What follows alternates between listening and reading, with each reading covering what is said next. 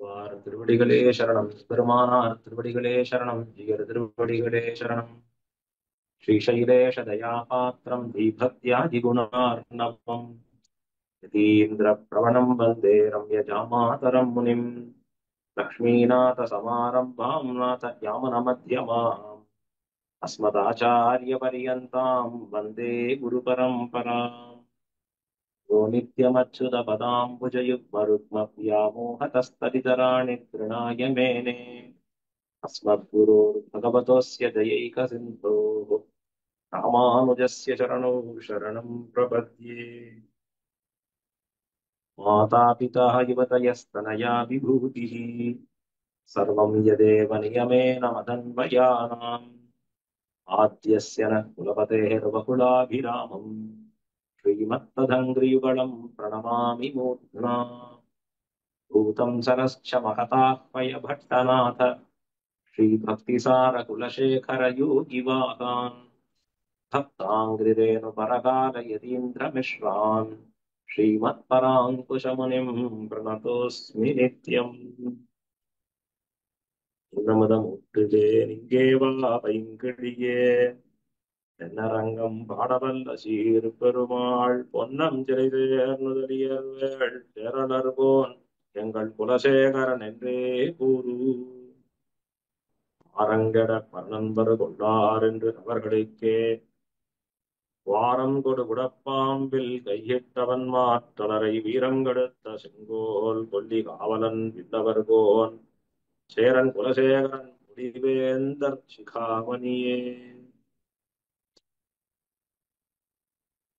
குலசேகர பெருமாள் திருவடிகளுக்கு பல்லாண்டு பாடிக்கொண்டு ஸ்ரீரங்கநாதன் ஸ்ரீரங்கநாச்சியாருடைய திருவருளாலே திவ்ய பிரபந்த தாரா என்று திவ்ய பிரபந்த தாரையாக தொடர்ந்து வருஷித்துக் கொண்டிருக்கக்கூடிய மிக அற்புதமான உற்சவ மகோத்சவத்தை ஏற்பாடு செய்து கொண்டிருக்கிற ஸ்ரீமத் பரமஹம்சேத்யாதி எழுந்தருளி இருக்கக்கூடிய ஸ்ரீ எதிகிரி எதிராஜஜீயர் சுவாமியுடைய திருவடிகளுக்கு பல்லாண்டு பாடி தொடங்கி இருக்கிறோம். திவ்ய பிரபந்தம்னு சொன்னாலே அது அமுதம் தானே. தேனும் பாலும் கண்ணலும் அமுதுமாகி தித்திக்கக்கூடியதுதான் ஆழ்வார்களின் அருளிச் செயல்கள். அந்த அருளிச் செயல்களை நாம் நாள்தோறும் பருக வேணும் என்கிற நல்ல எண்ணத்தோட ஜீயர் சுவாமி நமக்கெல்லாம் இப்படிப்பட்ட ஒரு அற்புதமான ஒரு பாக்கியத்தை உண்டு பண்ணியிருக்காரு. கேட்கிறவர்களுக்கு அமுதம் பருகுகிறோம் சொல்லுகிற எங்களுக்கு அப்படின்னா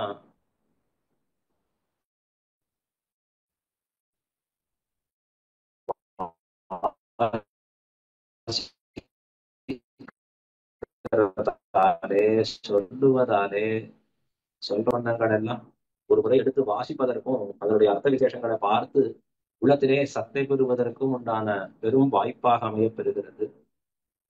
ஸ்ரீரங்க கஷேத்திரத்திலே ஸ்ரீரங்கநாதனிடத்திலே மிகவும் ஆசைப்பட்டு இருக்கக்கூடியவர் குலசேகர ஆழ்வார். குலசேகர ராஜா ரங்கராஜாவை ஆசைப்பட்டார். ஸ்ரீரங்க ராஜா உலகத்தையே ஆளக்கூடியவர். குலசேகர ராஜா தன்னுடைய ஒரு பட்டணத்தை மட்டும் ஆளுபவர் இல்லை, ஸ்ரீரங்கநாதனுடைய திருவுள்ளத்தையே ஆண்டவர் அவர். அவருக்குண்டான பெருமை யாருக்கு வரும்? அற்புதமா தெரிவிக்கிறார்களே, ரங்க யாத்ரா தினே தினே தமகம் சிரசா வந்தே ராஜானம் குலசேகரம். தினே தினே ரங்க யாத்ரா, நாள்தோறும் திருவரங்கம். நம்மூர் என்ன திருவரங்கம்? நம் கோயில், எம்பெருமான் பள்ளி கொண்டிருக்கக்கூடிய திருக்கோயில் நம்முடையது என்னும்படியான பாரிப்போடே அந்த திருவரங்கநாதனை நாம் எப்பொழுது சேவிப்போம்? கதாகம் காவேரி தடபரிசரே ரங்க நகரே சயானம் போகீந்திரே சதமக மனிஷ்யாமலருச்சிம் என்று தென்னீர் பொன்னி திரைக்கையால் அடிவுரடப் பள்ளி கொள்ளும்படியான திருவரங்கநாதனை சென்று சேவிக்க வேணும் என்று பெயர் அவாமிக்கவர் குலசேகர ஆழ்வார். நாள்தோறும் ரங்க யாத்திரை புறப்பட்ட ஆழ்வார் அவர். அடியார்கள் எழுந்தருள அந்த அடியார்களை போற்றுவதிலே பகவானை காட்டிலும் பாகவத சத்காரம் தலை சிறந்தது என்கிற காரணத்தாலே ததீய சேஷத்துவத்திலே நோக்கமுடையவராக இருக்கக்கூடிய இந்த குலசேகர பெருமான் ரங்க யாத்திரையை தள்ளி வைத்து அடியார்கள் தன் இல்லத்திற்கு வந்திருக்கக்கூடிய யாத்திரையை கொண்டாடும்படியாக செய்து அவர்களை கௌரவித்தருளினார். அடியார்கள் மீது பல தவறுகளை சொல்ல, குற்றங்களை சொல்ல, எம்பெருமானிடத்திலே பிராட்டியோ, பிராட்டி இடத்திலே எம்பெருமான் எப்படியோ தாமரையாள் ஆகிலும் சிதகுரைக்குமே என் அடியார் அது செய்யார் என்று அவன் சொல்லுகிறா போலே இங்கே அடியார்கள் பால் இவருக்கு உண்டான உறுதி. எப்படிப்பட்ட உறுதி? குடப்பாம்பில் கையிட்டு சொல்லக்கூடிய வார்த்தை அடியார்கள் செய்யார்கள் அப்படி என்று ஒரு அற்புதமான ஒரு அர்த்தத்தை காண்பித்து நிற்கிறார். அடியார்கள்னு சொன்னாலே மெய்யடியார்கள் அவர்கள் எல்லாம் பகவானிடத்திலே அதி உன்னதமான பிரீதி மிக்கவர்கள். ஆகையாலே அவர்கள் ஒரு நாளும் தவறு செய்ய மாட்டார்கள் என்கிறதை காட்டி போந்தவர், குடப்பாம்பில் கையிட்டு நின்றவர். இப்ப பகவானிடத்துல அடிமை என்பதை காட்டிலும் பாகவதர்களுக்கு தான் அடிமை என்கிற மிக உயர்ந்திருக்கக்கூடிய எண்ணம் மிக்கவர் இந்த குலசேகர பெருமாள்.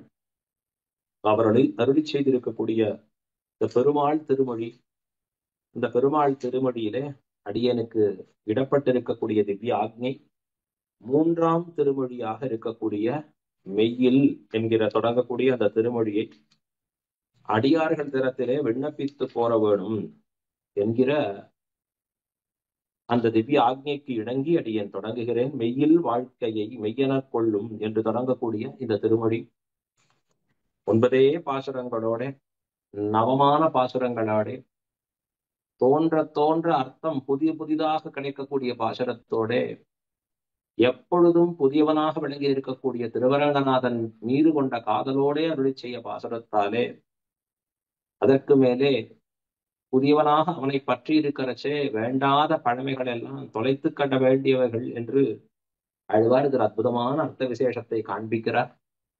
அதைத்தான் நாம இன்றைய தினம் அனுபவிக்க இருக்கிறோம். இந்த திவ்ய பிரபந்த தாரையிலே மிக அற்புதமான பாசுரம், அற்புதமான வியாக்கியானம் இதற்கு பெரியவாச்சான் பிள்ளை அருளி செய்யக்கூடியது. ஸ்ரீரங்கநாதனுடைய மிக உன்னதமான அனுபவம். வாரீர் அடியார் குழாங்கள் அத்தனை பேரையும் வரவேற்கிறோம். இப்பொழுது நாம் உள்நுழைந்து அற்புதமாக இந்த ஆரமுதை பருகக் கடவோம். வாரீர். மூன்றாம் திருமொழி. இதிலே மெய்யில் வாழ்க்கையை மெய்யெனக் கொள்ளும் இவ்வையம் தன்னோடும் கூடுவதில்லையான் ஐயனே அரங்கா என்றழைக்கின்றேன் மையல் கொண்டொழிந்தேன் எந்தன் மாலுக்கே என்று தொடங்கக்கூடிய முதல் பாசனம்.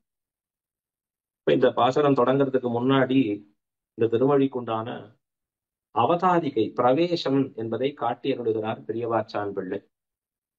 அப்படின்னா பிரவேசத்துல என்ன சொல்லணும்? இதற்கு முன்பு அருளி செய்திருக்கக்கூடிய திருமொழிக்கும் இந்த திருமொழியில சொல்லக்கூடிய அர்த்தங்களுக்கும் இருக்கிற சம்பந்தத்தை சொல்லணும். அதற்கும் இதற்கும் என்ன தொடர்பு அப்படின்னு ஒரு சங்கதியை காண்பிக்க வேணும். அதுல சொல்லப்பட்ட அர்த்தம் என்ன, இதுல சொல்லப்படுகிற அர்த்தங்கள் என்ன அப்படின்னு அதையும் காட்டியிருட வேணும். அதையும் கடந்து இதிலே சொல்லப்பட்டிருக்கக்கூடிய அர்த்தங்களின் சாராம்சத்தை காட்டியிருட வேணும். இதுதான் இங்க பெரியவாச்சான் பிள்ளை மிக ஆச்சரியமாக இந்த மூன்றாம் திருமொழி மெய்யில் என்கிற இந்த திருமொழிக்கு பிரவேச உரை அருளி செய்கிறார். பேராளும் பேரோதும் பெரியோரை உருகாலும் பிரிகிலேன்.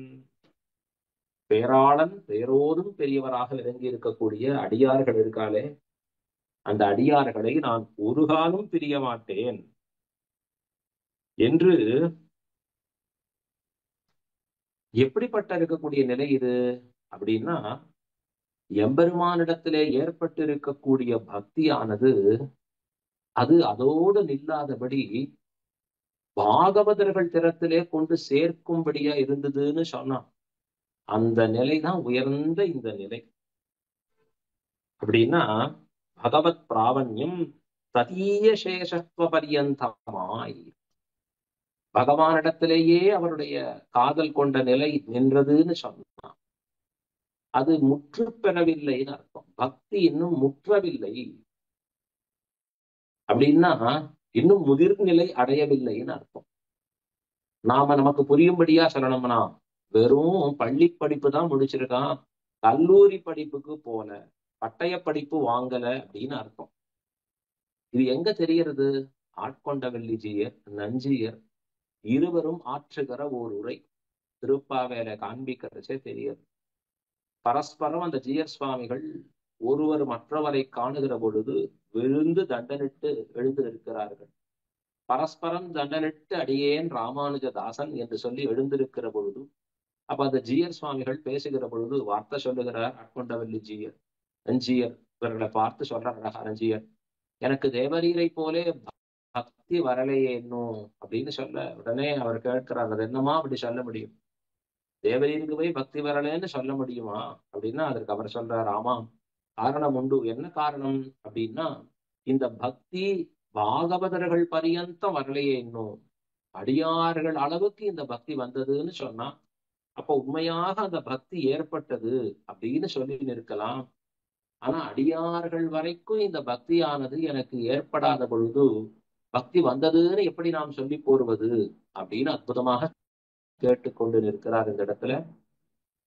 அப்ப ஆகையாலே நமக்கு என்ன தெரியறது அப்படின்னா, பக்தி எப்பொழுது முழுமை பெறுகிறது அப்படின்னு கேட்டா, பாகவதர்கள் வரைக்கும் அந்த பக்தி நன்றாக வளர்ந்ததுன்னு சொன்னா அப்பதான் முழுமை பெறுகிறது. பாகவத பக்தி பரியந்தம் அந்த பகவத் பக்தியே சிறந்தது அப்படின்னு அற்புதமா ஆச்சாரியர்கள் காண்பிக்கிறார். திருப்பானாழ்வார் தம்முடைய அவல்நாதிபிரானிலே தெரிவிக்கிறார், எம்பெருமானே நீ உனக்கு என்னை அடிமையாக்கவில்லை, நீ என்ன பண்ணாய், அடியார்க்கு என்னை ஆட்படுத்த விமலன் என்று காண்பித்தருளினார். அதே போல தொண்டரடிப்புடி ஆழ்வார் பிரார்த்திப்பதும் என்னவா இருக்கு அப்படின்னா, எம்பெருமானே நீ என்ன பண்ண வேணும் தெரியுமா, உன் அடியார்க்கு ஆட்படுத்தாய் பள்ளி எழுந்தருளாயே, உன்னுடைய அடியவர்களுக்கு என்னை ஆட்படுத்தி அருள வேணும் என்று பிரார்த்திக்கிறாரடா. நம்மாழ்வாரும் திருவாய்மொழியிலே இப்படிதானே காண்பிக்கிறார், பயிரும் சுடரொளிமூர்த்தியை பங்கையர் கண்ணனை. அதுல சொல்றச்சே அடியார் தம் அடியார் அப்படின்னு அந்த அடியார்களுக்கு அடியவனாக இருக்கக்கூடிய தன்மை என்று இப்ப பாகவத சேஷத்துவம் கொண்டாடத் தகுந்தது. அப்ப அடியார்களை பிரிந்து தம்மால் இருக்க முடியாது அப்படிங்கிறத எங்க காண்பித்தார்? முன்பு சொல்லப்பட்டிருக்கக்கூடிய திருவாய்மொழி, கீழ் திருமொழியான 2ஆம் திருமொழியிலே காண்பித்தருளினார். தேட்டரும் திரள் தேனினை என்று வரக்கூடிய திருமொழியிலே காட்டினார், அடியார்களை பிரிந்து இருக்க முடியாது. எண்ணாத மானிடத்தை எண்ணாத போதெல்லாம் இனியவாறே இப்படின்னு சொல்லக்கூடிய அர்த்தங்கள், பித்தரென்றே பிறர் கூற என்று சொல்லும்படியான அர்த்தங்கள் எல்லாம் இது ஒரு உயர்ந்திருக்கக்கூடிய நிலை. இந்த நிலை எப்ப ஏற்படும் அப்படின்னா, அடியார்கள் திறத்திலே உண்டாயிருக்கக்கூடிய பிராவண்யத்தாலே, மிக்க அன்பாலே இந்த நிலை உண்டாயிருக்கும் என்று காண்பிக்கிறார். அப்படின்னா ஒருத்தன் அடியாருக்கே ஆட்பட்டவனாக இருக்கிறான், அடியாருக்கு ஆட்பட்டான்னு சொன்னா இவன் பெறாத பயன் பெற்று நிற்பான். ரொம்ப அரிதாக இருக்கக்கூடிய பயன் இவனுக்கு கிடைக்கும். அது என்ன பயன் அப்படின்னு கேட்டா, அப்ப அந்த சமயத்திலே ஒரு நிலை உண்டாகும் இவனுக்கு. என்ன நிலை அப்படின்னா, மற்ற சாமானியர்களோடு உலகத்திலே திரிந்து இருக்கக்கூடிய சம்சாரிகளோடு நான் கூட மாட்டேன் அப்படின்னு ஒரு நிலை ஏற்பட்டு நிற்கும். இது இந்த பாகவத பிராவண்யத்தாலே உண்டாய் இருக்கக்கூடிய ஒரு உயர்ந்த நிலை. இப்ப அந்த நிலையை பத்தி சொல்றதுதான் இந்த திருமொழியில இவர் காண்பிக்கக்கூடிய அற்புதமான அர்த்தம். அப்படின்னா இந்த மெய்யில் வாழ்க்கைங்கிற பதிகத்துல அது காண்பிக்கிறார். இப்ப 2 நிலைகள், பாகவத பிராவண்யமுடைய நிலை, சம்சாரிகளோடு கூட மாட்டேன் அப்படின்னு மற்றவர்களை தவிர்ந்திருக்கக்கூடிய நிலை. முதல் நிலைக்கு என்ன வேணும், அடியார்களோடு கூடுவதற்கு என்ன வேணும், இவனுக்கு சங்கல்பம் இருந்தா போதும். இந்த மற்றவர்களோடு, சாமானிய சம்சாரிகளோடு, உண்டியே உடையே என்று தெரிந்து ஓடக்கூடியவர்களோடு நான் சேரமாட்டேன் என்று சொல்லுகிறானே, இந்த நிலைக்கு என்ன வேணும் அப்படின்னா, இவன் கட்டாயம் அதை செய்தே, அதை தள்ளியே தீர வேண்டும், புறம் தள்ளி நிற்க வேண்டும். கூடுவேன் பாகவதர்களோடே என்று சொல்வதற்கு மனசுல சங்கல்பம் போதும். அவர்கள் எப்ப வேணுமோ அப்ப இவர்கள்ட்ட இருந்து கைங்கரியம் பெற்று நிற்கலாம். ஆனா வேண்டாதவர்களை, சாமானியர்களை, மனிதர்களை விலக்கி நிற்பேன்னு சொல்றது இருக்கே, அப்ப இவன் முயன்று செயல்பட வேண்டும். வெறும் மனசுல நினைச்சா போராது, முயற்சி பண்ணி தள்ளணும் வேண்டாதது. நல்லதை எடுத்துக்கணும்னு நினைச்சுட்டா போறோம், ஆனா வேண்டாதது இவன் கிட்ட வரக்கூடாதுன்னு முயற்சி பண்ணிக்கணும். பாருங்களேன், நல்லதை காட்டுற சுவாசிக்கணும் நினைச்சுட்டா போறோம், நல்ல காட்டுறா சுவாசிட்டு இருக்கலாம், மரத்தின் அடியில உட்காருச்சு. நான் கெட்டது வரக்கூடாதுன்னா அந்த மாஸ்க போட்டுக்க வேண்டியிருக்குவேன் மறைக்கிறது. அதான் சொல்ற இங்க அரும்பதக்காரர், அனுகூல்யஸ்ய சங்கல்பம் பிராதிகூல்யஸ்ய வர்ஜனம் என்று சொல்லக்கூடியது. அனுகூலமாக இருக்கக்கூடியது அப்படிங்கிறது என்ன? அடியார்களோடு உண்டான உறவு, அந்த சங்கல்பம் பண்ணிண்டா போதும். ஆனா பிராதிகூல்யமாக எதிர்மறையாக இருப்பது என்ன? அடியார்கள் தவிர்ந்து இருக்கக்கூடிய மற்ற மனிதர்களோடு உண்டான கூட்டு. அதை என்ன பண்ணணும் அப்படின்னா, இவன் முயற்சி செய்து அதை விட வேண்டும். வர்ஜனம், பிராதிகூல்யஸ்ய வர்ஜனம்னு காண்பிக்கிறது. ஆகையாலே இவன் அதை முயற்சி செய்து விடும்படியாக நிற்க வேணும். அண்ணா இப்ப அடுத்தது நிற்கிறார், அது எப்படி அதையே விட்டு ஒழிக்க வேணும்? மற்ற மனிதர்களோடு கூட்ட மாட்டேன்னு சொல்றது ஏன்? அதான் இந்த பாசனத்துல எல்லாம் சொல்ல போறார், இந்த திருமொழியில பூர்த்தியம். குலசேகர பெருமாள் நமக்கு காட்டியிருடக்கூடியது அதுதான். எம்பெருமானுடைய திருக்கல்யாண குணங்களை ஒத்துதான அவனுடைய விபூதியும் அனுபவிக்க தகுந்தது. விபூதின்னு ஐஸ்வர்யம்னு அர்த்தம். பகவானுடைய குணங்கள் எப்படி கொண்டாட தகுதி பெற்றவைகளோ அதை போலத்தானே அவனுடைய அற்புதமாக இருக்கக்கூடிய இந்த லீலா விபூதியும் பரமபதமும் கொண்டாட தகுந்தது.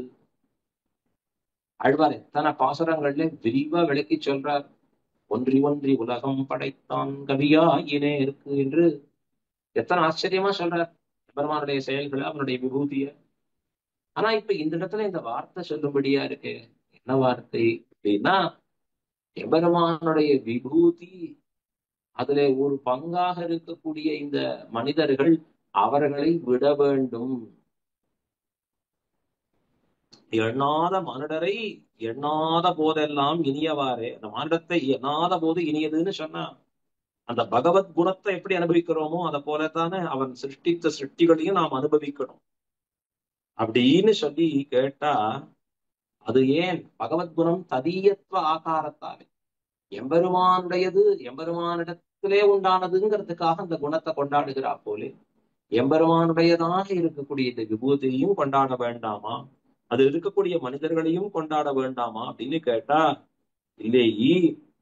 அப்படின்னா இதை கொண்டாடக்கூடாது அப்படின்னு சொல்லி சாஸ்திரமே விலக்கியும் சொன்னதே. சாஸ்திரமே என்ன சொல்றது? அனுபாவியம்னு சொன்னது, தியாஜ்யம்னு கூட சொல்றது.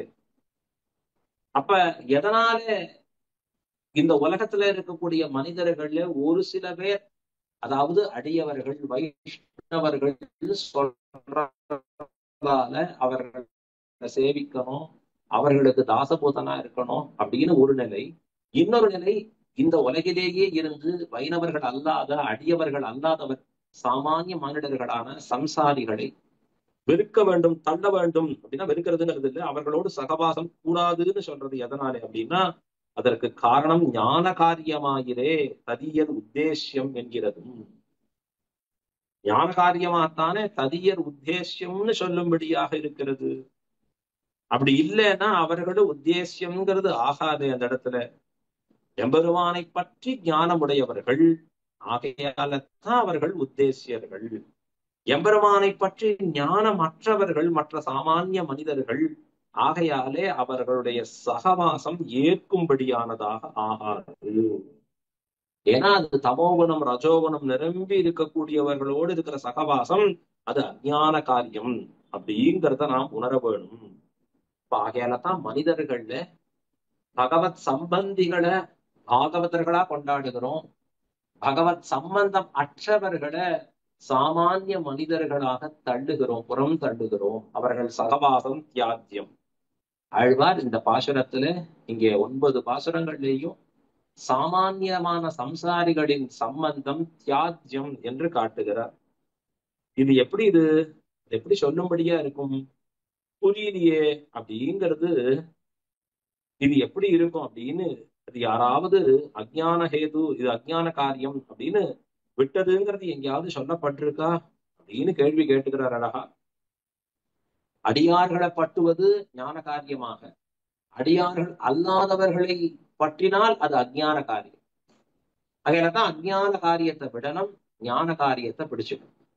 சரி, அப்படி யாராவது ஞான காரியமாக பிடித்தவர்களும் விட்டவர்களும் உண்டா அப்படின்னு கேட்டா ரொம்ப அற்புதமான ஒரு உதாரணம் காண்பிக்கிறார் பெரியவாச்சான் பிள்ளை.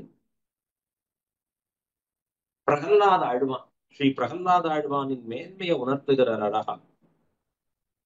மத்த சர்வமகம் என்று ரொம்ப ஆச்சரியமாக இருக்கக்கூடிய பிரகல்லாத ஆழ்வான் என்று சாமானிய புத்தி பண்ணி போந்திருக்கக்கூடிய ஸ்ரீ பிரகல்லாத ஆழ்வான் பூர்வாவஸ்தை முன்பு ஒரு நிலை எப்பன்னா, அவனுடைய பிதா நிறைய இரண்யகசிபு தப்ப பண்றான், இந்த குழந்தைக்கு தீங்க விளைவிக்கிறான், நிறைய தீங்கு இழைக்கிறான்.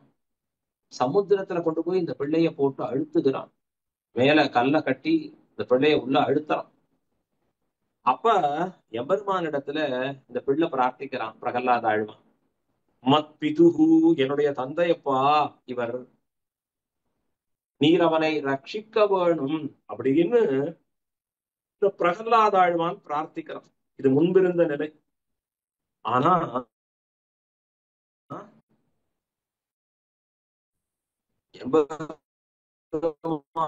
தோன்றின உடனே தூணை உடைத்து கொண்டு வரச்சே, ஐயோ இவ்வளவு பிராத்திகுல்யம் மிக்கவனா, இவனிடத்துல நாம் கூட இருந்தா நாமும் இறந்து போயிடுவோமே, நமக்கும் அதாவது இறந்துனா நமக்கும் அந்த பகவத் பக்தி போயிடுமே, பகவான் இடத்துல இத்தனை விரோதியா இருக்கானா அப்படின்னு என்ன பண்ணிடுறான், அவனை விட்டு காட்டி கொடுத்தான். எம்பெருமான் என்ன திருவள்ளம் பற்றாரோ பண்ணிக்கட்டும் அப்படின்னு இவன் விலகி போனான் பிரகல்லாத ஆழ்வான்.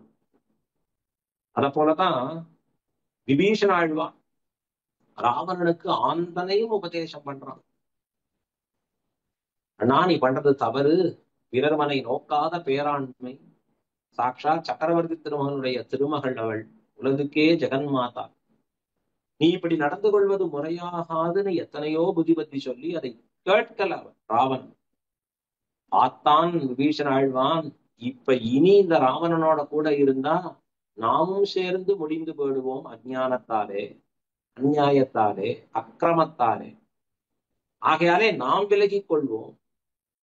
தீ பத்த வருதுன்னு சொன்னா போராடி பார்ப்போம், ஆனா ஜாஸ்தியாகி அந்த தீ தன்மேலேயே வரும்படியா எடுத்துன்னா ஐயோ இது நமக்கு ஆகாதுப்பா அப்படின்னு விலகி நாம் அவர்களை விட்டு விலகி போகிறா போலே இந்த இடத்துல அப்படிதான் பண்ண வேண்டி இருக்குன்னு சொல்றாங்க அங்கே. ஏன்னா இந்த நெருப்பு, எம்பெருமானிடத்துல இருக்கிற விரோதமாகிற நெருப்பு அவர்களை அழித்ததோடு இல்லாம நம்மையும் அழிச்சிடும், நம்முடைய சொரூபத்தையும் அழிச்சிடும். ஆகையால உபதேசம் பண்ணி பார்ப்போம், கேட்டாத போது நாம் என்ன பண்றது, அவ்வளவுதான், அவர்களை விட்டே தீருவோம் என்று எப்படி விட்டு வந்தானோ விபீஷண ஆழ்வான், அதை போலே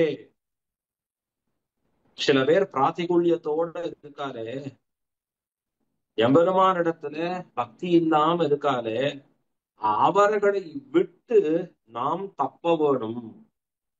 இதான் நியதி. ஆகையாலதான் எண்ணாத மானிடத்தை நாம் எப்பொழுதும் எண்ண மாட்டோங்கிற அளவுக்கு, இந்த மனிதர்களோடு நாம் சகவாசம் பண்ண மாட்டோம் அப்படின்னும், சாமானியர்களோடு நாம் உறவு கொண்டாடுவதில்லை என்று ஸ்ரீவைஷ்ணவர்கள் இருக்கிற உயர்ந்த நிலை. சரி, அவர்கள்ட்ட என்ன பிராத்திகூல்யம்ங்கிற என்ன சுபாவம், என்ன எதிர்மறையான எண்ணங்கள் இருக்கு அவள்கிட்ட அப்படின்னா, உடலே எல்லாமாக நினைத்திருப்பது, அதான் தேகாத்மாபிமானி அப்படின்னு பேரு. அடுத்தது விஷய பிராவண்யராக இருப்பது, உலக விஷயங்கள்ல இன்பங்கள்ல மிகவும் ஆசை உடையவர்களாக இருப்பது. அதற்கு மேலே உடலை தவிர்ந்த வேறொன்று வஸ்து இல்லைன்னு நினைச்சிட்டு இருக்கிறது.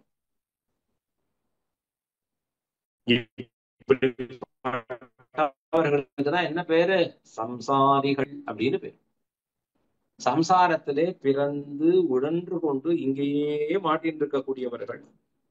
அப்படிப்பட்ட பிராதிகூல்யம் மிக்கவர்கள், சம்சாரிகள், உடலே எல்லாமாக நினைத்திருக்கக்கூடியவர்களோடு எனக்கு பொருந்தாது என்கிறார் இந்த திருமொழியிலே ஸ்ரீ குலசேகர பெருமாள். 9 பாசுரங்களாலேயும் காட்டுகிற அர்த்தம் என்ன? இப்படிப்பட்ட தாழ்ந்த நிலையில இருக்கக்கூடிய சம்சாரிகளோடு நமக்கு ஒரு நாளும் உறவில்லை. இவர்களோடு நான் ஒரு நாளும் பொருந்தி இருக்க மாட்டேன். இவர்கள் சம்பந்தம் நமக்கு தியாஜ்யம் என்று தள்ளி நிற்கிறார். இதைத்தான் இந்த பெருமாள் திருமொழி 3ஆவதிலே காட்டியருளுகிறார். நாமெல்லாம் அதை பூர்த்தியா அனுபவிக்க வேணும். இப்ப இதுல ஒரு பாசுரமாக அனுபவிக்க பெறுவோம். மெய்யில் வாழ்க்கையை மெய்யெனக் கொள்ளும் இவ்வையம் தன்னோடும் கூடுவதில்லையான். ஐயனே அரங்கா என்று அழைக்கின்றேன், மையல் கொண்டொழிந்தேன் எந்தன் மாதுக்கே. முதல் பாசுரம் மிக அழகாக காட்டியருளுகிறார் குலசேகர பெருமாள்.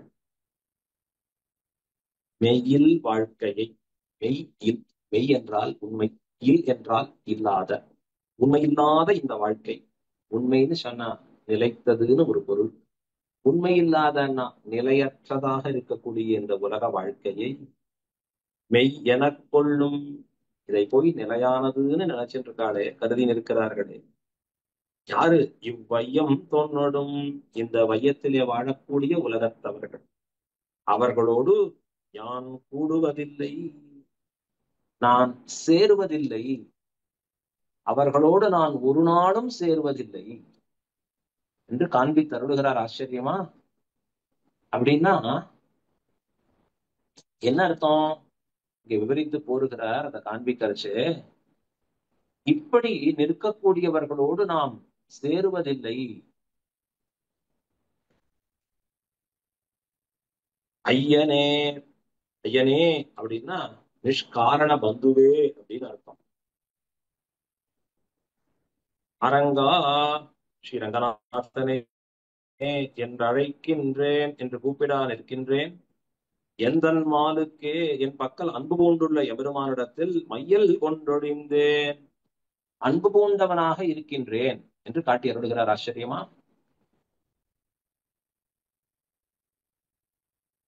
இதற்கு வியாக்கியானம் பெரியவாச்சான் பிள்ளை சாதித்தருளுகிறார். முதல் பாட்டு மெய்யில் வாழ்க்கையை மெய்யெனக் கொள்ளும். மெய் பொய் அப்படின்னு ரெண்டு சொல்றது எதை சொல்றது அப்படின்னா, நேரே சப்தத்திலேருந்து அப்படியே அர்த்தம் எடுத்துக்கூடாது. மெய்ன்னு சொன்னா உண்மை, பொய்ன்னு சொன்னா உண்மைக்கு எதிரானது, பொய்யானதுன்னு அர்த்தம். ஆனா இங்க என்ன அர்த்தம்? இந்த இடத்திற்கு தகுந்த அர்த்தம் என்ன பார்க்கணும் அப்படின்னா, மெய்ன்னு சொன்னா நிலைத்திருக்கக்கூடியதற்கு மெய்ன்னு பேர்.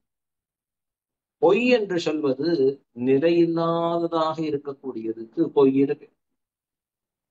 யோசிச்சு பாருங்க, உலகத்துல எது நிலைத்ததா இருக்கு? உண்மைதானே நிலைத்ததா இருக்கு. மாறி மாறி பேசக்கூடிய பொய்ங்கிறது இருக்கு, அது நிலைநில்லாததாகத்தானே இருக்கிறது. என்னடா அன்னைக்கு இப்படி பேசின, இன்னைக்கு இப்படி பேசுற அப்படின்னா மாறிட்டே பொய் பேசுறதுதான். என்னைக்கும் ஒரே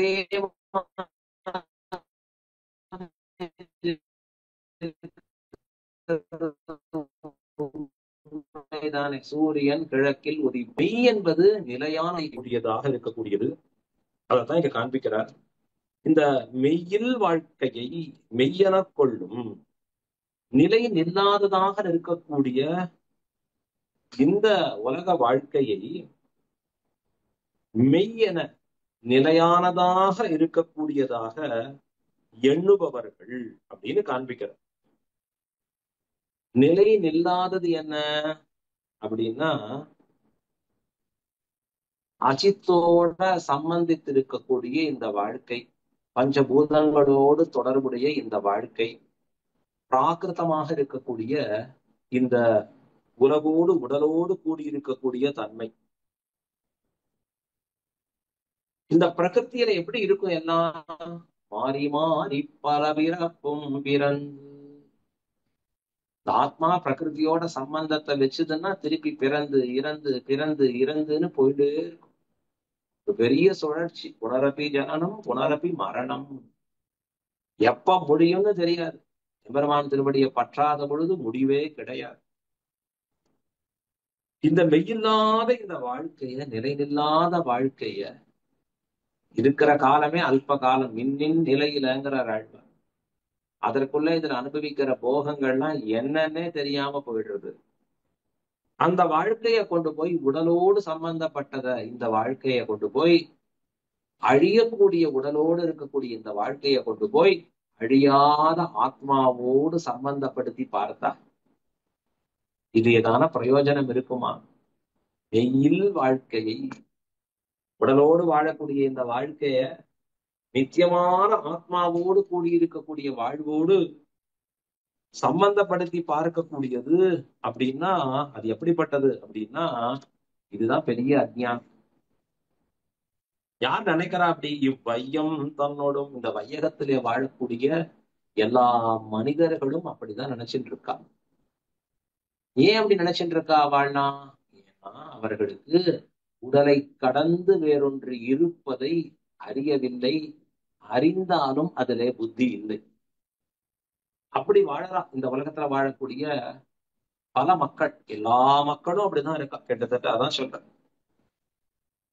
அப்படி இருக்கிறவர்களோடு நான் என்ன பண்றேங்கிறார் ஆழ்வார். இவ்வையம் தன்னோடும் கூடுவதில்லையாம்.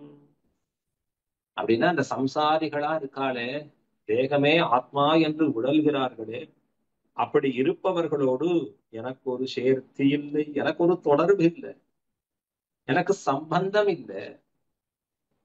ஏன்? அவர்களோட சம்பந்தப்பட்டா அந்த அஞ்ஞானம் எனக்கும் வந்துடும். ஞானிகளோடு சம்பந்தம் இருந்தா அவர்களுடைய ஞானம் எனக்கு கிடைச்சிடும். நான் தப்பிச்சுடுவேன், எம்பெருமான் திருவடியை அடைந்து உய்வேன்.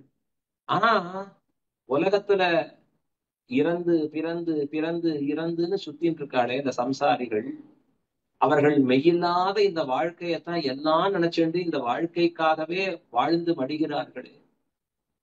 ஏதோ எழுதுகிறது, காத்தால ஓடுறது, சாப்பிடுறது, குதிக்கிறது, எதையோ பண்றது, எத்தனையோ பண்ணிட்டு திரிகிறார்களே இவர்கள். நாளை அடுத்த க்ஷணம் நாம் இருப்போமா? இந்த தேகம் என்ன நிலையானதா? இப்படி எல்லாம் யோசிக்காம திரிகிறார்களே.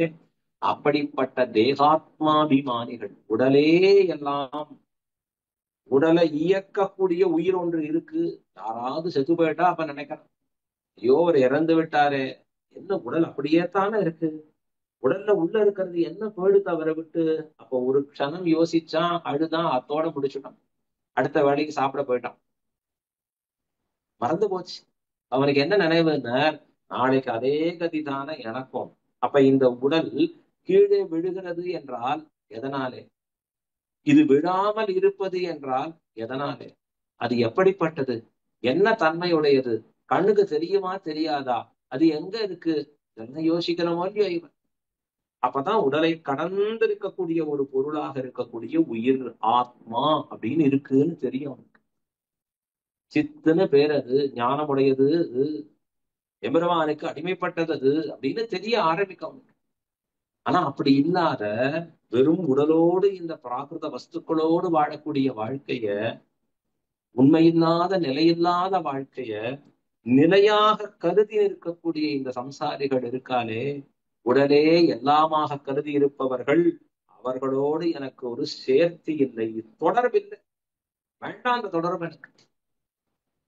நல்ல பதார்த்தங்களோட அழுகின பதார்த்தம் வச்சோன்னு வச்சுக்கோங்க, அந்த நல்ல பதார்த்தமும் தன் சோபையை இழந்து போயிடும், நல்ல தன்மையெல்லாம் போயிடும் அதுக்கு.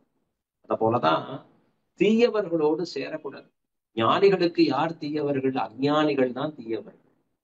அதத்தான் ஆழ்வார் சொல்றார். அவர்களோடு நான் கூடுவதில்லை யான்னு காண்பிக்கிறார்.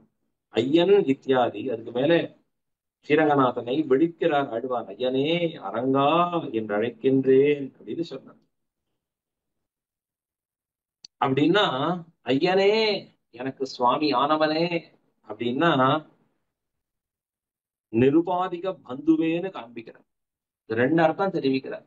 உடலை தவிர ஒன்று உண்டு, அந்த ஒன்றான உயிருக்கு உயிரானவனே அப்ப உடலை தவிர வேறொன்று உள்ளது என்பதை அறிந்தவன் அடியேன். ஆகையாலே ஐயனே அப்படின்னு சொல்ற.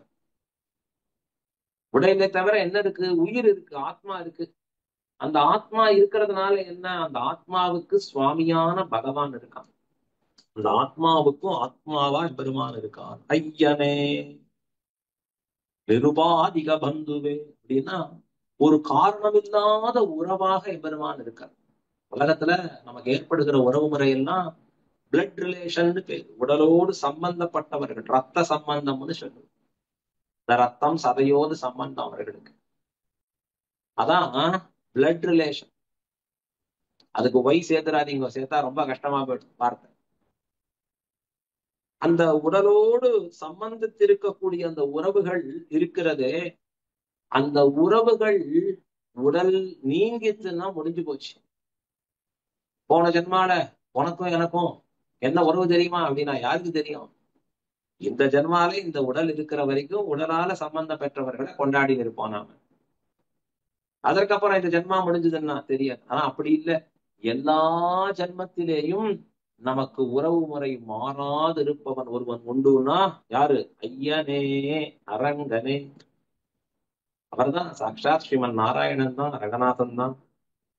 அதத்தான் சொல்லி காண்பிக்கிறார். அரங்கா அரங்கான்னு சொல்ற அடுத்த வார்த்தை என்ன? இதை அனுஷ்டான பரியந்தம் ஆக்கினவனே. வெறும் சொல்றது இல்லாதபடி, அப்பா உன்னோட எனக்கு உறவு இருக்குப்பா, சம்பந்தம் இருக்குப்பான்னு எம்பெருமான் வாயில சொல்றது இல்லாதபடி செயல்படுத்தினான். எங்க தெரிஞ்சது செயல்படுத்தினான்னு?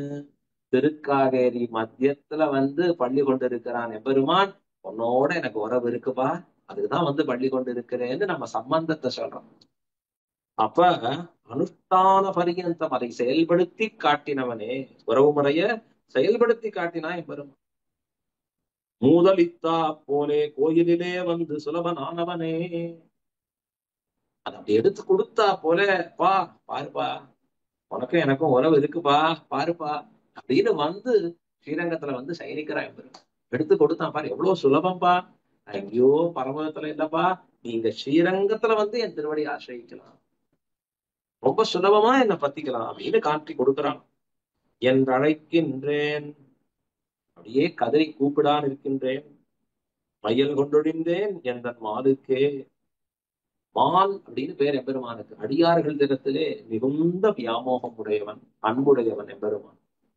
அவனுடைய அன்ப பைத்தியத்தை பார்த்தா எனக்கு பைத்தியம் பிடிச்சிருந்தா அவன் பேர்ல. அதத்தான் ஆழ்வார் சொல்ற. அவன் எனக்கு பித்தேறினபடியை கண்டு நானும் அவனுக்கு பித்தனானே. அழகான வார்த்தை பாரு. எம்பெருமான் என்னிடத்திலே அவன் பைத்தியமா இருக்கானே, எவ்வளவு ஈடுபாட்டோட இருக்கானே, அதை பார்த்த உடனே நான் அவனுக்கு அடிமையானேன், பித்தனானேன்.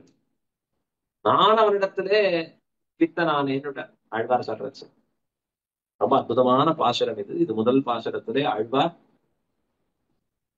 மெய்யில்லாத இந்த வாழ்க்கையை மெய்யாக நினைக்கக்கூடிய சம்சாரிகளோடு தொடர்பற்றவன், இந்த தொடர்பை முழுவதுமாக விட்டவன் அடியவன் அப்படின்னு தன்னை கொண்டாடுகிறார். தனக்கு நிருபாதிக பந்துவாக இருக்கக்கூடியவன், அந்த பந்துத்துவத்தை பாந்தவியத்தை காண்பிக்கக்கூடிய ஸ்ரீரங்கத்திலே வாசம் புரிகிற ரங்கநாதன், அவனை நன்றாக அழைத்துக் கொண்டு நிற்கின்றேன், அவனிடத்திலே காதல் கொண்டவனாக விளங்கினேன் என்று ஆழ்வார் முதல் பாசுரத்திலே காட்டியருடுகிறார். அடுத்தது இரண்டாவது பாசுரம்.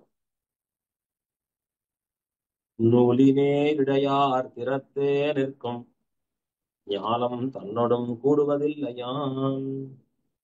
ஆழியா அழையா அரங்கா என்று மாலெழுந்தொழிந்தேன் எந்தன் மாலுக்கே. ரொம்ப அற்புதமான பாசனம். இதுல பதவுரை. நூலின் நேர் இடையார் திறத்தே நிற்கும். நூல் போன்று மெல்லியதாக இடையை உடையவர்களான ஸ்திரீகள் அவர்கள்ட்ட ஈடுபட்டு இருக்கக்கூடிய திறத்தே நிற்கும். அவர்கள்ட்ட அந்த விஷயத்துல, ஸ்திரீகள் விஷயத்துல ஈடுபட்டு இருக்கக்கூடிய ஞானம் தன்னோடும் இவ்வுலகத்தவர்களோட யான் கூடுவதில்லை, நான் கூட மாட்டேன். யார் சொல்றார்? ஆழ்வார் சொல்றார். ஆலியா அப்படின்னா அன்பின் மிகுதியாலே ஆடி, ஆடியானா ஆடிக்கொண்டு அர்த்தம். அரங்கா என்று பெரிய பெருமாள் திருநாமத்தை சொல்லும். அழையா கூப்பிட்டு கொண்டு எந்தன் மாலுக்கே மால் எழுந்தொழிந்தேன் அப்படின்னா என் பெருமானுக்கே நான் மையல் கொண்டு நின்றேன் என்று காண்பித்து அருளுகிறார். இந்த இரண்டாம் பாட்டிலே ஆச்சரியமான வியாக்கியானம். நூலினேர் இடையார் திறத்தே நிற்கும். பெண்களை இந்த பாசுரத்துல ஆழ்வார் குறிப்பிடுகிறார். நூலினேர் இடையார் அப்படின்னு வார்த்தை சொல்றார். அப்படின்னா நூல் போல நுண்ணிய இடையை உடையவர்களாக இருக்கக்கூடிய பெண்கள் அப்படின்னு காண்பிக்கிறது. அப்படின்னா உலகத்திலே 3 வித ஆசைகளை சொல்றாளே, பொன்னாசை, பெண்ணாசை, மண்ணாசை அப்படின்னு. அதுல இந்த பெண் ஆசை இருக்கிற பெண்களிடத்திலே மிகுந்த ஈடுபாடு இருக்கிறதே, இந்த ஸ்திரீ போக்கியதை, ஸ்திரீகளிடத்திலே மிகவும் போக்கியதா புத்தி பண்ணி இருக்கக்கூடிய நிலை இருக்கிறது. அதை இந்த உலகத்துல இருக்கக்கூடிய பெரும்பாலர்கள் வைத்துக் கொண்டிருப்பார்கள். ஏன்? அவருடைய அழகிலே மயங்கி. எப்படிப்பட்ட அழகு? மேலும் கீழும், அது நடுவில் இருக்கக்கூடிய இடையும். அந்த இடையின்னு சொல்லக்கூடியதுதான் இடைப்பட்டது நடுவில். அது எப்படி இருக்குன்னா நூல் போல இருக்கக்கூடியது.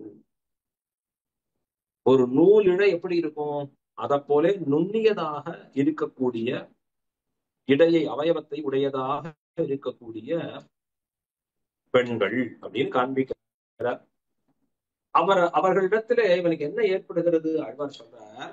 ஏன் இதை சொல்லணும்? நூலினே இடையார் திறத்தே நிற்கும். இங்கேயே நிற்கும்னு சொல்றார். அப்படின்னா அந்த ஒரு அவயவத்தை அனுபவிக்க ஆரம்பிச்சா அதையே அனுபவிச்சுட்டு இருக்கும்படியா இருக்குமா? வேற அவயத்துல கூட போகணும்னு புத்தி தோன்றாதான். அப்படி மயங்கி விழுந்திருப்பான். யாரு? ஞானம் தன்னோடு, இந்த ஞானத்திலே இருக்கக்கூடிய, அப்படின்னா இந்த உலகத்திலே இருக்கக்கூடிய சம்சாரிகள், மனுஷர்கள், சாமானியர்கள். இது எங்க இருக்கணும்? பிராப்த விஷயத்துல அப்படி இருக்கணும். அப்பிராப்த விஷயத்துல அப்படி இருக்கா. இவனுக்கு பிராப்த விஷயம், வகுத்த விஷயம்னு எது? எம்பெருமான் தான். அப்பிராப்த விஷயம் எனது எது? உலகத்துல இருக்கக்கூடிய போகங்கள், இன்பங்கள், மற்ற ஸ்திரீகளிடத்திலே மயங்கி இருக்கக்கூடிய தன்மைகள். அப்ப அப்பிராப்த விஷயத்திலே இவன் மயங்கி இருக்கான். ஆனா எங்க இருக்கணும்? எம்பெருமான் விஷயத்துல மயங்கி இருக்கணும். உதர பந்தத்திலே என் உள்ளத்தில் நின்று உலாகின்றதே அப்படின்னு சொல்றாரே திருப்பான் ஆழ்வார். உந்தி மேல தன்னோ அடியேன் உள்ளத்தின் உயிரேன்னு சொன்னாரு. இப்ப எம்பெருமான் விஷயத்துல இருக்கணும், அது பிராப்த விஷயத்துல இருக்கணும். ஆனா இந்த உலகத்தவர்களுக்கு அப்பிராப்த விஷயத்துல இருக்கு. ஆழ்வார் என்ன சொல்றார்? அப்ப ஞானம் தன்னோடும் கூடுவதில்லையா. இப்படி ஸ்திரீகளிடத்திலே மயங்கி இருக்கக்கூடிய உலகத்தவர்களோடு நான் ஒரு நாளும் கூட மாட்டேன். எனக்கு ஒரு சம்பந்தமும் இல்லை இவர்களோட. ஆழியா அழையா அரங்கா என்று மால் எழுந்து காண்பிக்கிறார். ஆச்சரியமா. ஆலியா அப்படின்னா அப்படின்னா இவர் எப்படி இருக்கார்? ஆடின்னு இருக்கார் ஆழ்வார். இது எதை சொல்ல வருதுன்னா, உலகத்தவர்கள் அப்பிராப்த விஷயத்துல மயங்கி இருக்காரு. எது தனக்கு சம்பந்தம் இல்லையோ அந்த சம்பந்தம் இல்லாத விஷயத்துல மயங்கி இருக்காரு. ஆனா உயிரோடு சம்பந்தம் இருக்கிற பிராப்த விஷயம் பகவான் இருக்கானே, அவனிடத்திலே மயங்கி நிற்பவர் ஆழ்வார். அதைத்தான் இந்த 2 வரிகள் சொல்றது. ஆடியா. ஆடியான்னு சொன்னா என்ன அர்த்தம்? ஆடிக்கொண்டு இருக்கிறாரா ஆழ்வார். பாரு, பிராப்த விஷயத்துல நான் படுறேன் பாரு, படு. என்ன பாடு அப்படின்னா, ஆடியா அழையா அரங்கா என்று ரொம்ப எம்பெருமானிடத்துல ஏற்பட்டு இருக்கக்கூடிய அந்த அன்பின் மிகுதியாலே ஒரு இடத்துல இருக்க மாட்டாதபடி ஆலியா ஆடிக்கொண்டு இருக்கிறார் ஆழ்வார். ஆடியாடி அகங்கரைந்து அப்படிங்கிறா போலே ஆடிக்கொண்டிருப்பவராக ஆழ்வார் ஏற்பட்டு, அதுக்கு மேல பிராப்தனாக இருக்கக்கூடிய பெரிய பெருமாள் திருநாமத்தை சொல்லி அரங்கா என்றழைத்து அவருடைய திருநாமத்தை சொல்லி அடைவுகட கூப்பிட்டு மாலெடுந்தொழிந்தேன் எந்தன் மாலுக்கே அப்படின்னு சொல்ற. தேன தேதம் அனுவிரதாக அப்படிங்கிறா போல இவர் எப்படி ஆனார்னா, என் பக்கல் வியாமுக்தனானபடி கண்டு நானும் பித்தேறினேன். எம்பெருமான் என்னிடத்திலே எவ்வளவு அன்பு மிக்கவனாக ஆகி நின்றானோ, அந்த அன்பு மிக்கவனாக ஆகி நின்றிருக்கக்கூடிய அவனுடைய தன்மையை பார்த்து நானும் அவனிடத்திலே பேரன்பு பூண்டவனாக, பித்தனாக மாறி நின்றேன் என்று ஆழ்வார் இந்த பாசுரத்திலே, 2வது பாசுரத்திலே மிக அழகாக காட்டி வருகிறார். அடுத்தது மூன்றாவது பாசனம். மாறனார் வரிவெண் சிலைக்கு ஆட்செய்யும் பாரினார் உடும் கூடுவதில்லையான் ஆரமார்வன் அரங்கன் அனந்தன் நல் நாரணன் நரகாந்தகன் பித்தனே. பதவுரை. மாறனார் மன்மதனுடைய வரி வெம் சிலைக்கு அழகிய கொடிய வில்லுக்கு ஆள் செய்யும் கட்டுப்பட்டு திரியக்கூடிய பாரினாருடும் இவ்வுலக மக்களோடு யான் கூடுவதில்லை. பிறகு எப்படி இருப்பீர்? ஆரம் மார்வன், முத்தாலான ஹாரம் அப்படின்னா ஒரு முத்தாலாக இருக்கக்கூடிய அழகான அந்த மாலை, அதை மார்பிலே உடையவனான அரங்கன், ஸ்ரீரங்கநாதனாகிற திருநாமத்தை உடையவன், அனந்தன். அனந்தன்னா அளவிட்டு அறிய முடியாதவன், நல் நாரணன், ஜீவாத்மாக்களுக்கெல்லாம் சிறந்த சேரும் இடமாக இருக்கக்கூடிய, எல்லா ஜீவாத்மாக்களும் சென்று சேரக்கூடிய இடம் நல் நாரணன், நரகாந்தகன், அடியவர்களை நரகத்தில் விடாதபடி காக்குமவனான சர்வேஸ்வரன் விஷயத்திலே. அப்படி ஒரு அர்த்தம். இன்னொன்று நரகாசுரனை வதம் பண்ணவன் அப்படின்னு ஒரு அர்த்தம். பித்தனே, நான் அன்பு பூண்டுள்ளேன்னு ஆழ்வார் காண்பிக்கிறார். இதுதான் பதவுரை. இதற்கு அர்த்தமா வியாக்கியானம் அருளுகிறார் பெரியபாச்சான் பிள்ளை. மாறனார் வரி, இந்த காமனுடைய மிக அழகாக இருக்கக்கூடிய கொடியில இருக்கக்கூடிய வில்லு, அந்த வில்லுல இருந்து அம்ப விடுவான் இந்த காமன். காம அஸ்திரத்தை விடுவோம். என்ன ஆயிடும்? உலகத்துல இருக்கிற எல்லாரும் அதை மயங்கி போயிடுவோம். இந்த காமாஸ்திரம் பட்டவுடன் தன்னையே மறந்து காமத்திலே விழுந்து விடுவார்கள். அப்ப அத போல இங்க காண்பிக்கிறார். மாறனார் வரி வெண் சிலைக்கு ஆட்செய்யும்,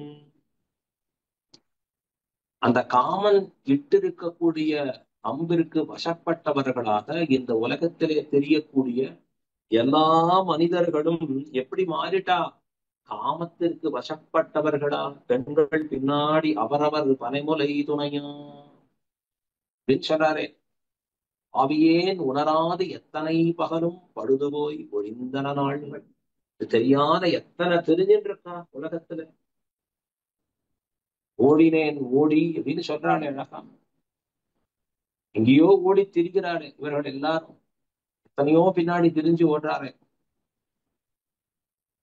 தூர்த்தான்னு பட்டர் சொல்றாரு ஆச்சரியமா.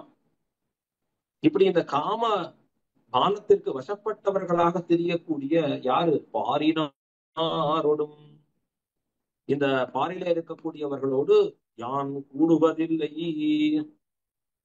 பாரினார்ங்கிறது பதிலா பாரிலார் அப்படின்னு ஒரு வார்த்தை எடுத்துட்டா அதற்கு பாரில் ஆரோடும் கூடுவதில்லை, இந்த பாரில இருக்கக்கூடிய யாரோடும் நான் கூடுவதில்லை அப்படின்னு ஒரு அர்த்தம் தேறுகிறது என்றும் காண்பிக்கிறார்கள் அரும்பதத்திலே. பாடாந்தரத்துக்கு அர்த்தம் சொல்ற பாரிலாதவர், பாரிலார் என்று அப்படின்னு சொல்லி காண்பிக்கிறார். பாடாந்தரம் அப்படின்னா பாரிலாதவர் என்றால் ஒரு நந்தமில்லாத க்ஷுத்ரர் என்றபடி அப்படின்னு சொல்ற. இல்லைன்னா சப்த மாத்திரத்தையே கொண்டு பூமியில இருக்கக்கூடிய அத்தனை பேரையும் சொல்றது அப்படின்னு காண்பிக்கிறான் அப்படின்னு காண்பிக்கிறார். சரி, அவர்களோடு கூட மாட்டீர்னா யாரோடு கூடுவீர் அப்படின்னா, வில்லாண்டான் தனக்கு ஆட்செய்யும் அவன் நான். வில்லாண்டான் பெருமான் அற்புதமான ஒரு காண்டிபம் வச்சுட்டு இருக்கான் பாருங்க. அந்த வில்ல அவனுக்கு ஆட்செய்றவனா. ஆனா உலகத்தவர்கள்லாம் யாருக்கு? காமனுடைய வில்லுக்கு வசப்பட்ட, அம்புக்கு வசப்பட்டவர்கள். அவர்களோடு நான் கூடுவதில்லை. பிறகு உனக்கு என்ன வேணும்? ஆரம் ஆறுவன் அரங்கன் அனந்தன். ஆரம் ஆறுவன், அழகான ஹாரம் அணிஞ்சிட்டு இருக்கானா எம்பெருமான். அந்த ஹாரம் எப்படி இருக்கு அப்படிங்கிறத இங்க வர்ணிக்கிறார், காண்பிக்கிறச்சு. முத்துக்கள் எல்லாம் அழகா ஒன்றா சேர்த்து கோத்து இருக்கக்கூடிய ஹாரம், அதுதான் எம்பெருமான் அணிஞ்சிருக்கக்கூடிய ஹாரம். அதை நம்முடைய திருமார்பிலே அணிந்திருக்கிறானா. எல்லாரையும் கண் கவரும்படியாக இருக்கு பெரிய பெருமாள். அற்புதமான திருவாபரணங்கள் அணிஞ்சா அந்த கண்கள் எப்படி பார்த்துட்டே இருக்கணும்னு ஆசைப்பட்டிருக்கும் பாருங்க, ஆகர்ஷமா இருக்கும். அதற்கு மேலே அனந்தன், எப்படி இருக்கான் அவன்? ராமனா பிறக்கிறச்சே கிருஷ்ணனா பிறக்கிறச்சேயும் தன்னுடைய பரத்வத்தை விடாது இருந்தான எம்பெருமான். மனுஷ்யத்வே பரத்வம். அத போல இங்க எப்படி இருக்கார் பெரிய பெருமாள் அப்படின்னா, எல்லாரும் தன்னை பற்றுவதற்கு சுலபராக வந்து கிடந்திருக்கிற பொழுதும் எம்பெருமானுடையது எப்படி இருக்குன்னா, அளவிட்டு அறிய முடியாதபடி இருக்கு அவருடைய சோதிமை. ஸ்தாபரணம் தேஜா அப்படிங்கிறார் மட்டர்.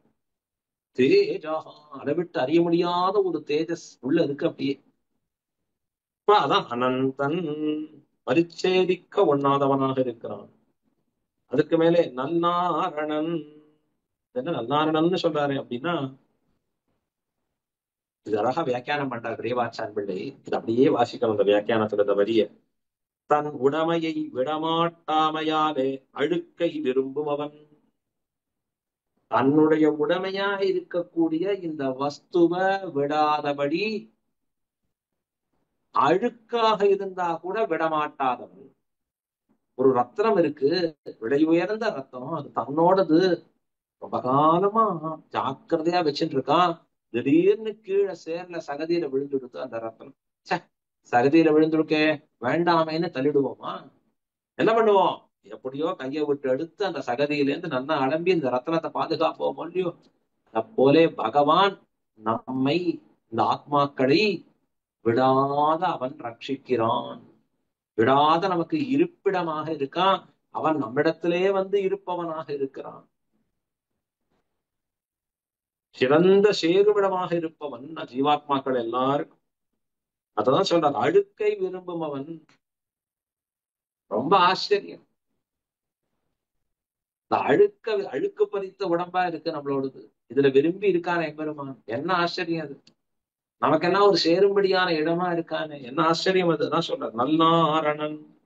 அதற்கு மேலே நரகாந்தகன் பித்தனே. அது மட்டும் இல்லை, எம்பெருமான் நம்முடைய விரோதிகளை போக்கணும். நமக்கு விரோதி எது? செய்த பாபங்கள் எல்லாம் தான் விரோதி, அதெல்லாம் போக்கணும். நரகாந்தகன்னு பேர். நரகத்தை நாம் சேராதபடி செய்பவன். அது மட்டும் இல்ல, எம்பெருமான் நரகாசுரனை வதம் செய்தவன். அதை போல நம் விரோதிகளை எல்லாம் போக்குபவன் அப்படிங்கிறத காண்பிச்சு, அதாவது அவன் தன் வாத்சல்யத்தாலே மேல் விழான் இருக்க, பெருமான் நம் பேர்ல வந்து விழறான். நல்நாரணன். அதனால என்ன ஏற்படுகிறது? அவன் வாத்சல்யத்தாலே மேல் விழுந்து நிற்க, நரகாந்தகன் நடுவே விரோதியும் போய்க்கொண்டு நிற்குமிரே. முன்னாடியே விரோதியும் போடுங்கிற. ஆகையால என்ன? பித்தனே. இப்படி இருக்கிறவனுக்கு நான் பித்தனே. அடுத்து 4வது பாசனம். உண்டியே உடையே உகந்தோடும் இம்மண்டலத்தோடும் கூடுவதில்லையான். அண்டவானன் அரங்கன் வன் பேய்முலை உண்டவாயந்தன் உன்மத்தன் காண்மினே. உண்டியே, ஆகாரத்தையே, உடையே, வஸ்திரத்தையே, உகந்து ஓடும் விரும்பி திரிகிற இம்மண்டலத்தோடும் இந்த உலகத்தாரோட யான் கூடுவதில்லை. பிறகு எப்படி இருப்பீர்? அண்டம் வாணன், இவ்வண்டத்தில் உள்ள தேவர்களுக்கு அதிபதியும், வல் பேய் முலை உண்ட வாயன், வலிய நெஞ்சையுடைய பூதனையின் முலையை உயிருடன் உண்ட வாயுடையவனுமான அரங்கன் தன் ரங்கநாதன் விஷயத்திலே உன்மத்தன் காண்பினே. பைத்தியமாக நான் திரியான் என்றேன் அப்படின்னு வார்த்தை சொல்றேன். ரொம்ப அற்புதமான பாசனம். பெரியவாச்சான் பிள்ளை வியாக்கியானிக்கிறார்.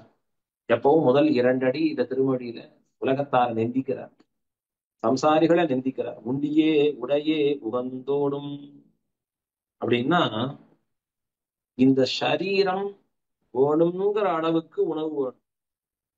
ஏன்னா சரீரமாத்தியம் கலு தர்ம சாதனம். சரீரத்தை கொண்டுதான் தர்மத்தை நம்மளால சாதிக்க முடியும்.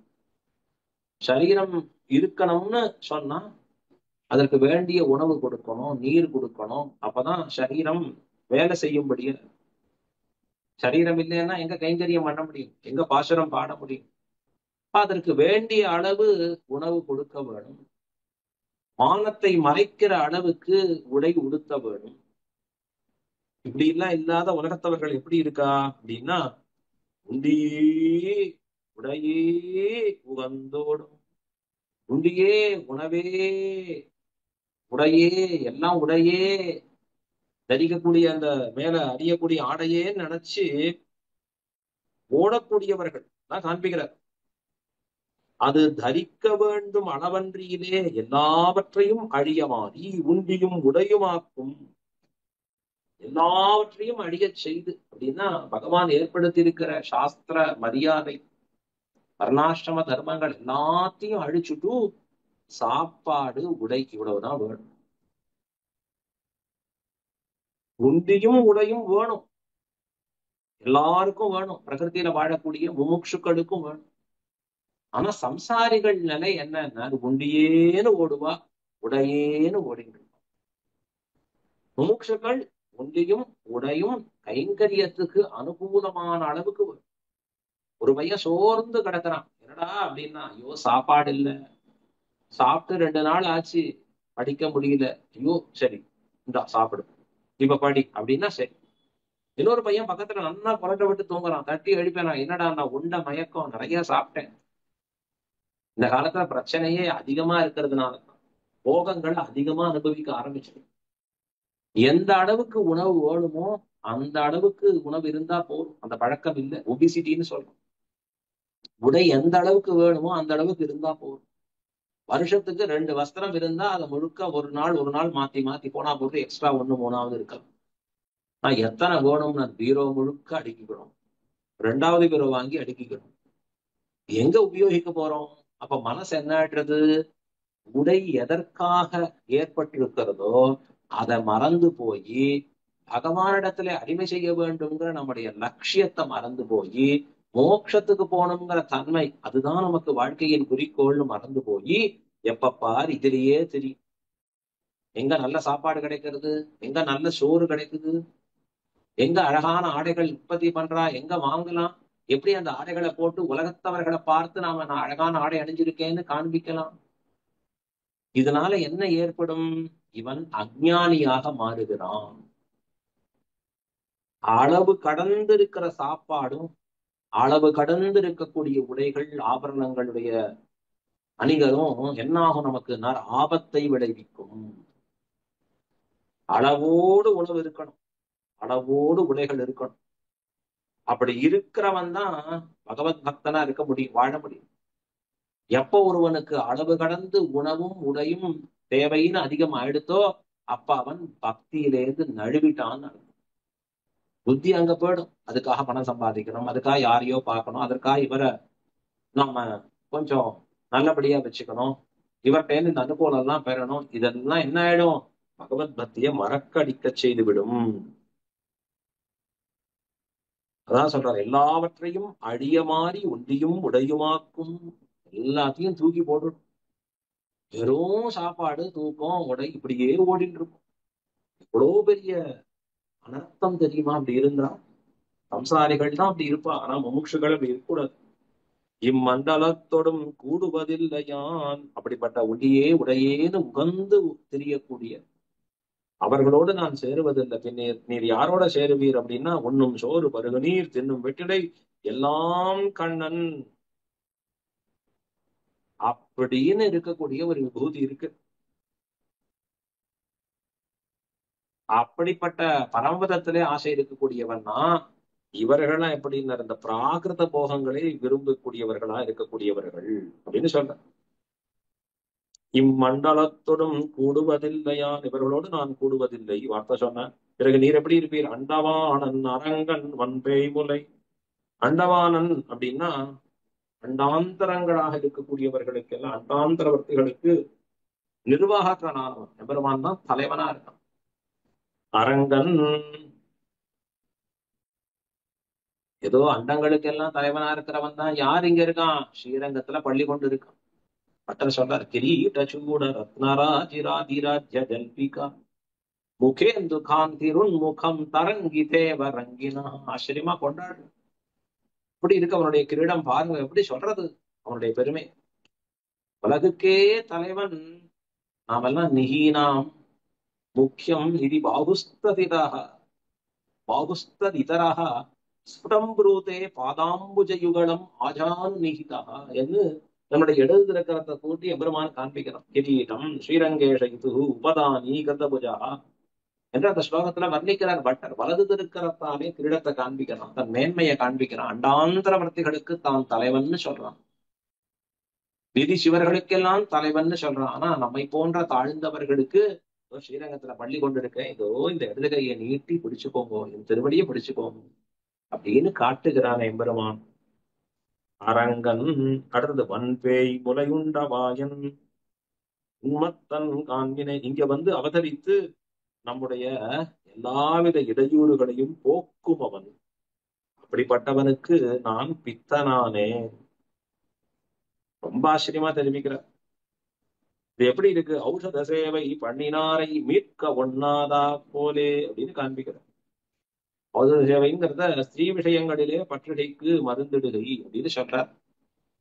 அப்படி இந்த ஸ்ரீ விஷயங்கள் ஈடுபடுறதுக்கு மருந்திட்டவர்களை மீட்க ஒண்ணாதா போலே எம்பெருமானுடைய குணங்களிலே அகப்பட்டு பித்தனாய் இருக்கக்கூடிய என்னை கேவலம் உடலோடு வாழக்கூடிய இந்த மனுஷர்களோட சேர்க்க முடியுமா, சேர விட முடியுமா?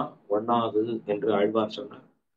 அடுத்தது 5வது பாசனம். தீதில் நன்னெறி நிற்க அல்லாதிசை நீதியாரோடும் கூடுவதில்லையாம் ஆதி ஆயன் அரங்கன் அந்தாமரை பேதை மா மணவாடன் தன் பித்தனே. பதவுரை. தீதில் நல்லறி நிற்க, குற்றமற்ற நல்வழி இருக்கச் செய்தே அல்லாது செய் நீதியார் ஒடும் சுத்திர புருஷார்த்தங்களை விரும்புவதையே விரதமாக உடையவர்களோடு யான் கூடுவதில்லை. சரி. ஆதி சகல லோகங்களுக்கும் காரணனாய் ஆயன் கிருஷ்ணனாய் அவதரித்து எல்லாருக்கும் சுலபனாய் அந்தாமரை பேதை மணவாளன் அழகிய தாமரை பூவை இருப்பிடமாக உடைய பெரிய பிராட்டியாரின் திரு மணவாளனான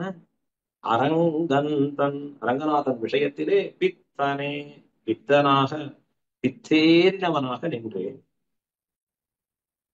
பெரியவாச்சான் பிள்ளை வியாக்கியானம்.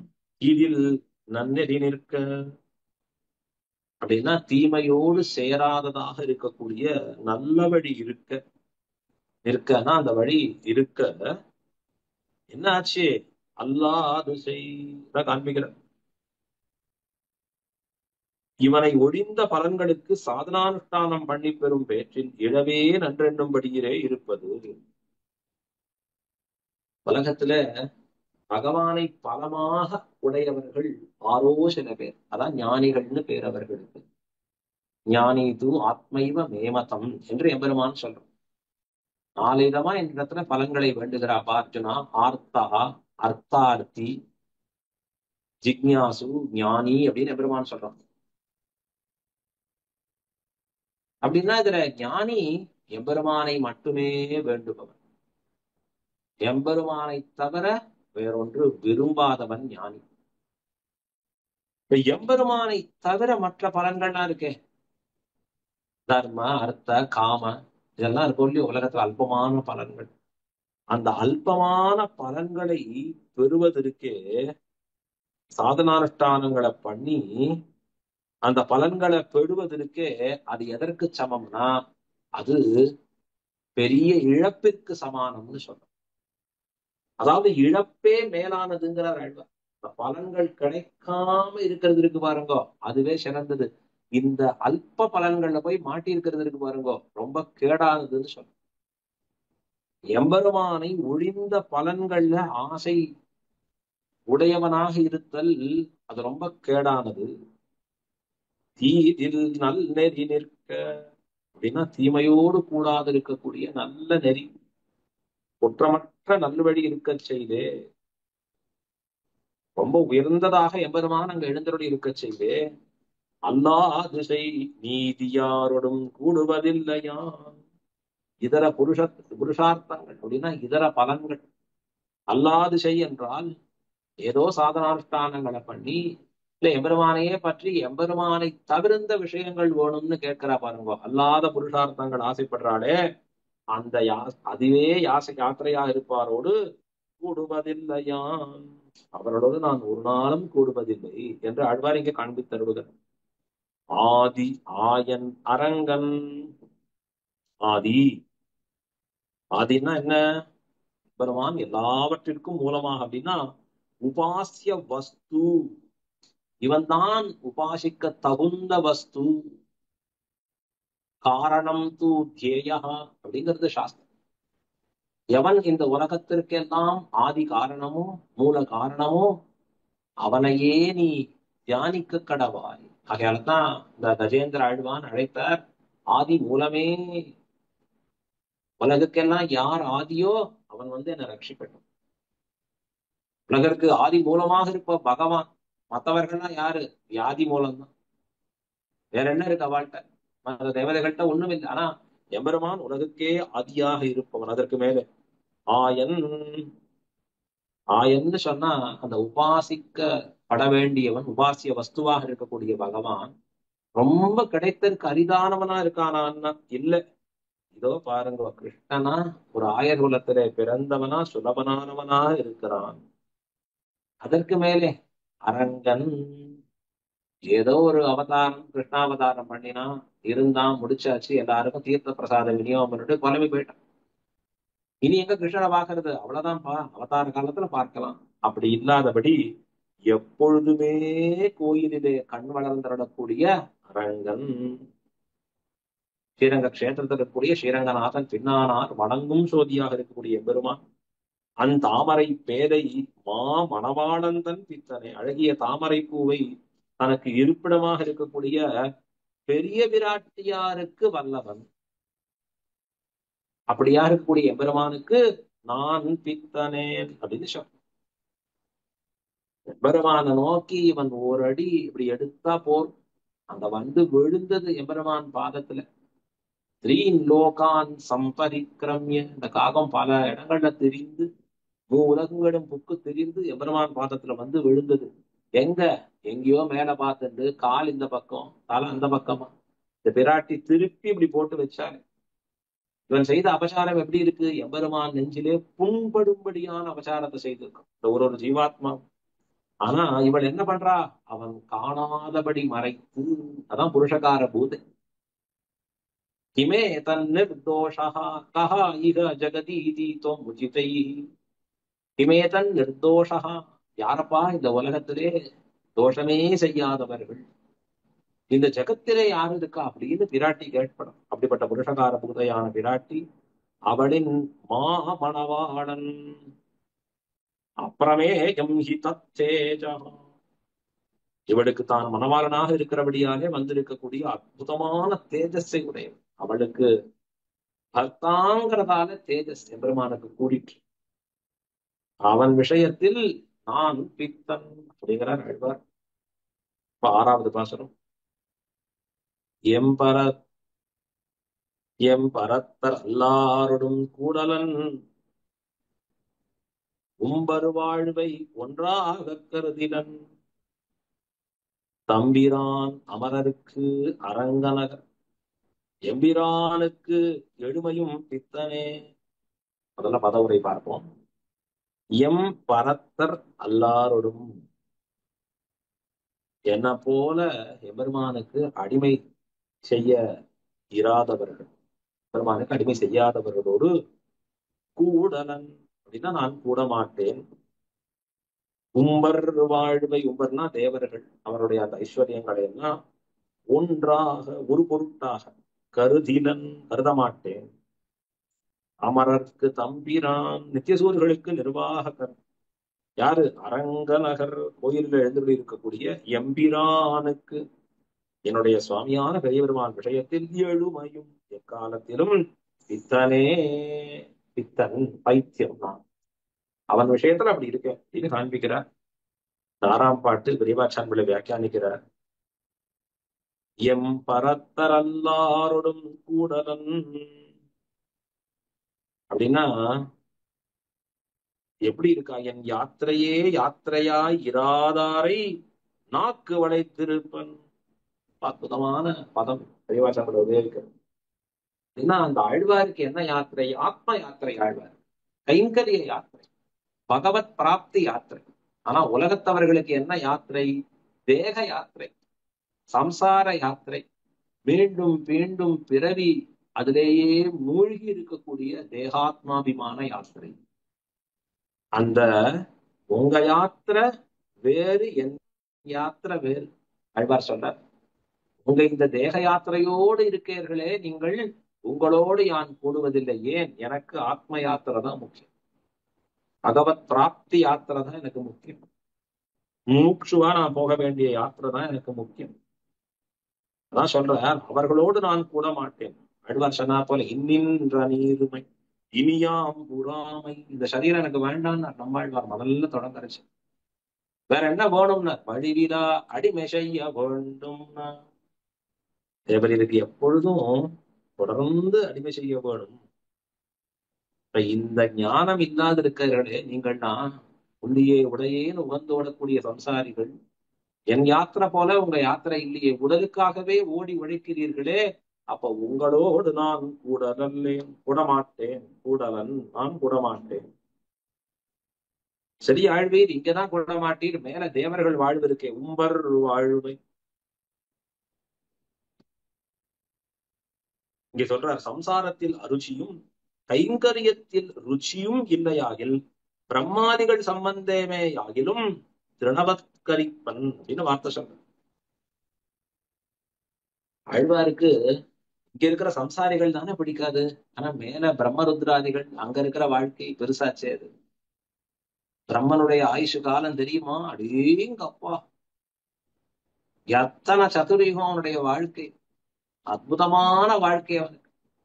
ஒரு பகலே 1000 சதுரயுகம்னா எவ்வளவு சந்தோஷம் பாரு, அவன் வாழ்க்கை எப்படி இருக்கும். அப்படி பிரம்மா போல மற்ற தேவர்கள் போல அதை கொண்டாட வேண்டியதானே அப்படின்னா, உம்பர் வாழ்வை, அந்த மேல இருக்கக்கூடிய தேவர்கள் வாழ்வை ஒன்றாக கருதில் அதை ஒரு பொருட்டாவே மதிக்க மாட்டேன். ஆழ்வாருக்கு என்ன கிரைடீரியா, என்ன வேணும் அப்படின்னா, சம்சாரத்தில் வெறுப்பும் பகவத் விஷயத்தில் விருப்பும், இதுதான் வேணும். பகவத் விஷயம்னா கைங்கரியத்துல ருச்சி பிறந்திருக்கணும், சம்சாரத்துல வெறுப்பு பிறந்திருக்கணும். இதத்தான் ஆழ்வார் விரும்பி நிற்கக்கூடியவராக இருப்பார். இதை தவிர மற்றது எல்லாவற்றையும் புல்லென கருதி இருப்பார் ஆழ்வார். அதைத்தான் சொல்றார், ஒன்றாக கருதில மற்றதெல்லாம் எனக்கு புல்லுக்கு சமானம். இந்த பிரம்மாவாட்டம் எப்படிப்பட்ட லோகமாகணும்.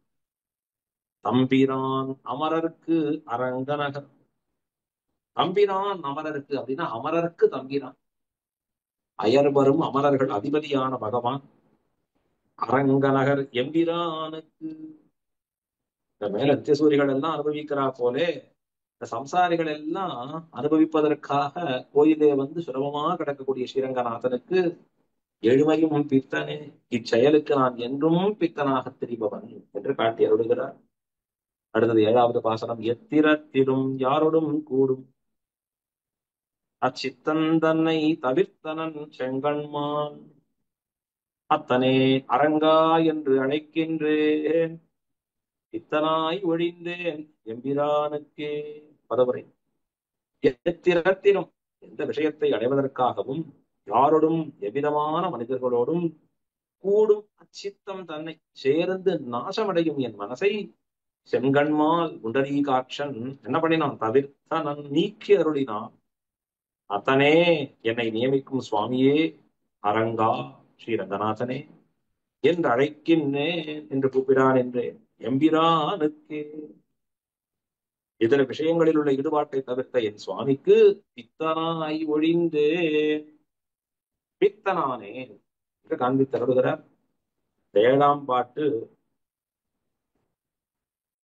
இந்த இடத்துல ஒரு கேள்வி எழுது, எல்லாரையும் கூட மாட்டேன் கூட மாட்டேன், இதரர்களோடு கூட மாட்டேன், சாமானிய மனிதர்களோடு கூட மாட்டேன், சம்சாரிகளோடு கூட மாட்டேன்னு உமக்கு ஒரு உயர்ந்த நன்மை வந்திருக்கு. பல பேருக்கு இந்த உலகத்துல அந்த நன்மை கிடைக்க மாட்டேங்க. மோட்சத்துல ஆசை இருந்தாலும் கூட, முமுட்சுவானாலும் கூட சம்சாரிகளோட தெரிய வேண்டிய கட்டாயம் இருக்கு. ஆனா அப்படி இல்லையே, உமக்கு மட்டும் இந்த இதரர்களோடு கூட மாட்டேன்னு ஒரு நன்மை வந்தது. அதற்கு அடியன் என்ன காரணம், எப்படி வந்தது அப்படின்னு கேட்க ஆழ்வார் அதற்கு பதில் சொல்றாரு இந்த பாசுரத்திலே. அது என்னடியாக வந்தது இல்லப்பா, சர்வேஸ்வரனடியாக வந்தது, எம்பெருமான் கருணையாலே வந்தது. இது நான் ஒன்னும் முயற்சி பண்ணி வந்தது இல்லை, எம்பெருமானுடைய பெருங்கருணையாலே எனக்கு அது கிட்ட பெற்றது என்று எம்பெருமானுடைய கருணையை கொண்டாடுகிறார். எத்திரத்திலும் யாருடன் கூடும் அச்சித்தம் தன்னை தவிர்த்தனன் செங்கன். அப்படின்னா எத்திரத்திலும் பாகவதர்கள் அல்லாதவர்களோடு பேசி நமக்கு வேண்டிய ஆசைகளை எல்லாம் கிடைக்க பெறும்படியாக நமக்கு ஒண்ணு போகக்கூடிய வாய்ப்பு இருக்கும் பாருங்க. உலகத்துல பார்த்தா யார் கிடைச்சா நமக்கு என்ன நன்மை கிடைக்கும், யார்கிட்ட பேசினா நமக்கு என்ன கிடைக்கும், யாரோட தொடர்பு கொண்டா நம்ம வாழ்க்கை வளம் பெறும் அப்படின்னு எத்தனை பேர் தெரியறான். அவெல்லாம் பாகவதாடா, அடியார்களா, அதெல்லாம் பாக்குறாள். நீ எப்படி கேடு கட்டவனா இருக்கட்டும், எவ்வளவு தாழ்ந்தவனா இருக்கட்டும், பரம நீச்சனா இருக்கட்டும், ஆனா கவலை இல்லை சுவாமி, நமக்கு வேண்டியதெல்லாம் கிடைக்கிறது பாருங்க. நமக்கு என்ன லாபம் வேணுமோ அவனை வச்சுட்டா அதெல்லாம் காரியம் எல்லாம் பண்ணிடு. ஆனா ஆழ்வார் அப்படி இருக்கிறவனோட நாக்கு வளைப்பன், அவர்களை கண்டாலே ஆழ்வார் திரும்ப மாட்டார் அந்த பக்கம். நாக்கு வளைப்பன், அந்த பக்கமே ஆழ்வார் திரும்பி பேச மாட்டார். திரும்ப மாட்டேன், கூட மாட்டேன். யாரோடும் கூடும், அவனோட சேர்ந்தாச்சுன்னா கவலைப்படாதீங்க, உனக்கு என்ன நன்மை வேணுமோ எல்லாத்தையும் கிடைக்கும். சரி, அவன்கிட்ட இருந்து பல புருஷார்த்தங்கள் பலன்கள் வேண்டாம் உனக்கு, ஆனா அவனோட சேர்ந்தாலே உனக்கு நன்மை கிடைக்கும் உலகத்துல. ஐயோ அந்த அரசியல்வாதிகள் கூட இருக்கடா, ஓ பெரிய ஆள் தான் அப்படின்னு நினைச்சுப்பா உலகத்துல, அப்படின்னா அதுவும் எனக்கு வேண்டாம், அதையும் நான் கார்க்கடை கொள்ளுகிறேன். எப்படி உனக்கு வந்தது இது அப்படின்னா, அச்சித்தம் தன்னை தவிர்த்தனன் செங்கன்மான். செங்கண்மான் திருக்கண்களாலே எம்பெருமான் என்னை குளிர நோக்கி தன் வியாமோகத்தை, தன்னுடைய பேரன்பை இந்த ஆழ்வார்கிட்ட காட்டி என்னதுன்னு ஆழ்வாருடைய மனச மத்தவாளோட சேராதபடி பண்ணினான். மத்த சம்சாரிகளோட இவருக்கு பொருந்தாதபடி கிருப பண்ணினான் எம்பெருமான். நாமளா எத்தனை முயற்சி பண்ணாலும் கிடைச்சிடுமான்னு அது ஒன்னும் ஒரு நாளைக்கும் கிடைக்கும். ஆழ்வாருக்கு எம்பெருமானே குளிர நோக்கி அருளினான். அத்தனே தன்னா எனக்கு சுவாமியானவனே அரங்கா என்றழைக்கின்றேன். அந்த சுவாமித்துவத்தை எப்பொழுதும் இங்கே நிர்வகித்துக் கொடுக்கைக்காக இந்த கோயில்ல வந்து சுலபனாக நின்று கொண்டிருக்கக்கூடிய எம்பெருமானே உன்னை கூப்பிடா நின்றேன். அபெருமானா நின்று இருக்க, பெரியபெருமானா சயனிச்சுட்டு இருக்க. பித்தனாய் ஒழிந்தேன் எம்பிரானுக்கே.